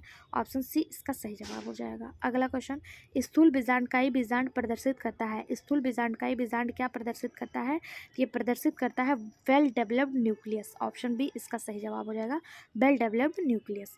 अगला क्वेश्चन, बिना निषेचन के फल निर्माण क्या कहलाता है। तो बिना निषेचन के फल निर्माण पार्थेनोकार्पी कहलाता है, जैसे बनाना इसका एग्जाम्पल है। अनानास हो गया, केला हो गया, अंगूर, पपीता, बनाना, ये सब होते हैं। अगला क्वेश्चन, नारियल के फल में खाया जाने वाला भाग क्या होता है। नारियल के फल में खाया जाने वाला भाग एंडोस्पर्म होता है। ऑप्शन बी इसका सही जवाब हो जाएगा। अगला क्वेश्चन, बीजांड जिसमें अंडद्वार एक सिरे पर होता है जबकि निभाग और नाभिक दूसरे सिरे पर होते हैं क्या कहलाता है। सही जवाब हो जाएगा आर्थोट्रोपस। बीजांड जिसमें अंडद्वार एक सिरे पर होता है जबकि निभाग और नाभिक दूसरे सिरे पर होते हैं उसे आर्थोट्रोपस कहते हैं। एनाट्रोपस क्या है, तो इस प्रकार के बीजांड इस तरह उल्टे होते हैं कि बीजांड यानी माइक्रोपाइल फ्यूनिकल समानांतर होते हैं और बीजांड द्वार व चैलेजा एक सीधे में होते हैं। ठीक है, अगला क्वेश्चन, निम्नलिखित में से कौन जीवाश्म में सबसे अच्छी तरह से सुरक्षित है। तो सही जवाब हो जाएगा option A, pollen grain. Pollen grain जो है ये फॉसिल में बहुत अच्छे से प्रिजर्व रहता है। ऑप्शन ए इसका सही जवाब हो जाएगा। अगला क्वेश्चन, यदि बीजांड का या कोश आवरज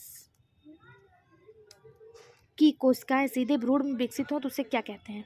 तो एपोस्पोरी कहते हैं। ऑप्शन बी इसका सही जवाब हो जाएगा। क्या कहेंगे, इस एपोस्पोरी। ठीक है, अगला क्वेश्चन, फाइकस रिलीज ओशा में परागकण प्रभावित होता है, किससे होता है, इंसेक्ट से। ऑप्शन बी इसका सही जवाब हो जाएगा। फाइकस रिलीओशा में परागकण पॉलिनेशन जो है वो कीट के द्वारा होता है। परागकण वह प्रक्रिया है जिसके द्वारा पराग को परागकोश से पौधे के वर्तिकाग्र तक स्थानांतरित किया जाता है। अगला क्वेश्चन, बीजांड के अर्धसूत्री विभाजन कहाँ होता है। तो बीजांड में अर्धसूत्री विभाजन मेगा स्पोर मदर सेल में होता है। ऑप्शन बी इसका सही जवाब हो जाएगा। लास्ट में एक कमेंट हमारे लिए ज़रूर छोड़िएगा, हमारी मेहनत आपको कैसी लगी ज़रूर बताइएगा। एक साथ इतने सारे क्वेश्चन कवर कराने की कोशिश की गई है, अगर आपका सपोर्ट सहयोग रहा तो हम आगे भी ऐसे ही करेंगे। अगला क्वेश्चन है, बहुत जल्द हम आपके लिए एक KVS का मैराथन लेके आने वाले हैं, उसको भी आप ज़रूर देखिएगा क्योंकि वो आपके लिए LT में भी सहायता करेगा। ठीक है, पॉलीगोनम टाइप ऑफ एम्ब्रियोसैक इस, पॉलीगोनम प्रकार का भ्रूणकोश होता है, इसका सही जवाब हो जाएगा। अभी हम लोगों ने देखा था इसमें 7 कोशिका और 8 केंद्रक होते हैं। ऑप्शन सी इसका सही जवाब हो जाएगा। अगला क्वेश्चन, बीजांड पाया जाता है सरसिनोट्रोपस बीजांड किस में पाया जाता है। सरसिनोट्रोपस बीजांड ओपेंसिया में पाया जाता है। ऑप्शन डी इसका सही जवाब हो जाएगा। किस में पाया जाता है, ओपेंसिया में पाया जाता है। बीजों में पेरिस्पर्म क्या बनाता है, बीजों में पेरिस्पर्म न्यूसेल्स बनाता है। ऑप्शन ए इसका सही जवाब। LT ग्रेड बायोलॉजी 2015 में आया हुआ क्वेश्चन। महेश्वरी योम गुहा द्वारा किस पौधे का पराग को संवर्धित किया गया। तो धतूरा को किया गया। किसको किया गया, धतूरा को किया गया। ऑप्शन बी इसका सही जवाब हो जाएगा। महेश्वरी योम गुहा द्वारा धतूरा इनोक्सिया पौधे के पराग कोष का संवर्धन किया गया। 1970 के दशक में गुहा और महेश्वरी द्वारा इन विट्रो विधि के माध्यम से पहली बार सफल एंथर संस्कृत की सूचना दी गई थी। ऑप्शन बी इसका सही जवाब हो जाएगा। LT ग्रेड बायोलॉजी 2018 में आया हुआ क्वेश्चन। 189 क्वेश्चन टोटल हम लोगों ने कंप्लीट कर लिया। वीडियो कैसा लगा एक बार कमेंट बॉक्स में ज़रूर बताइएगा। जाते जाते वीडियो को लाइक और शेयर करना मत भूलिएगा। Thank you.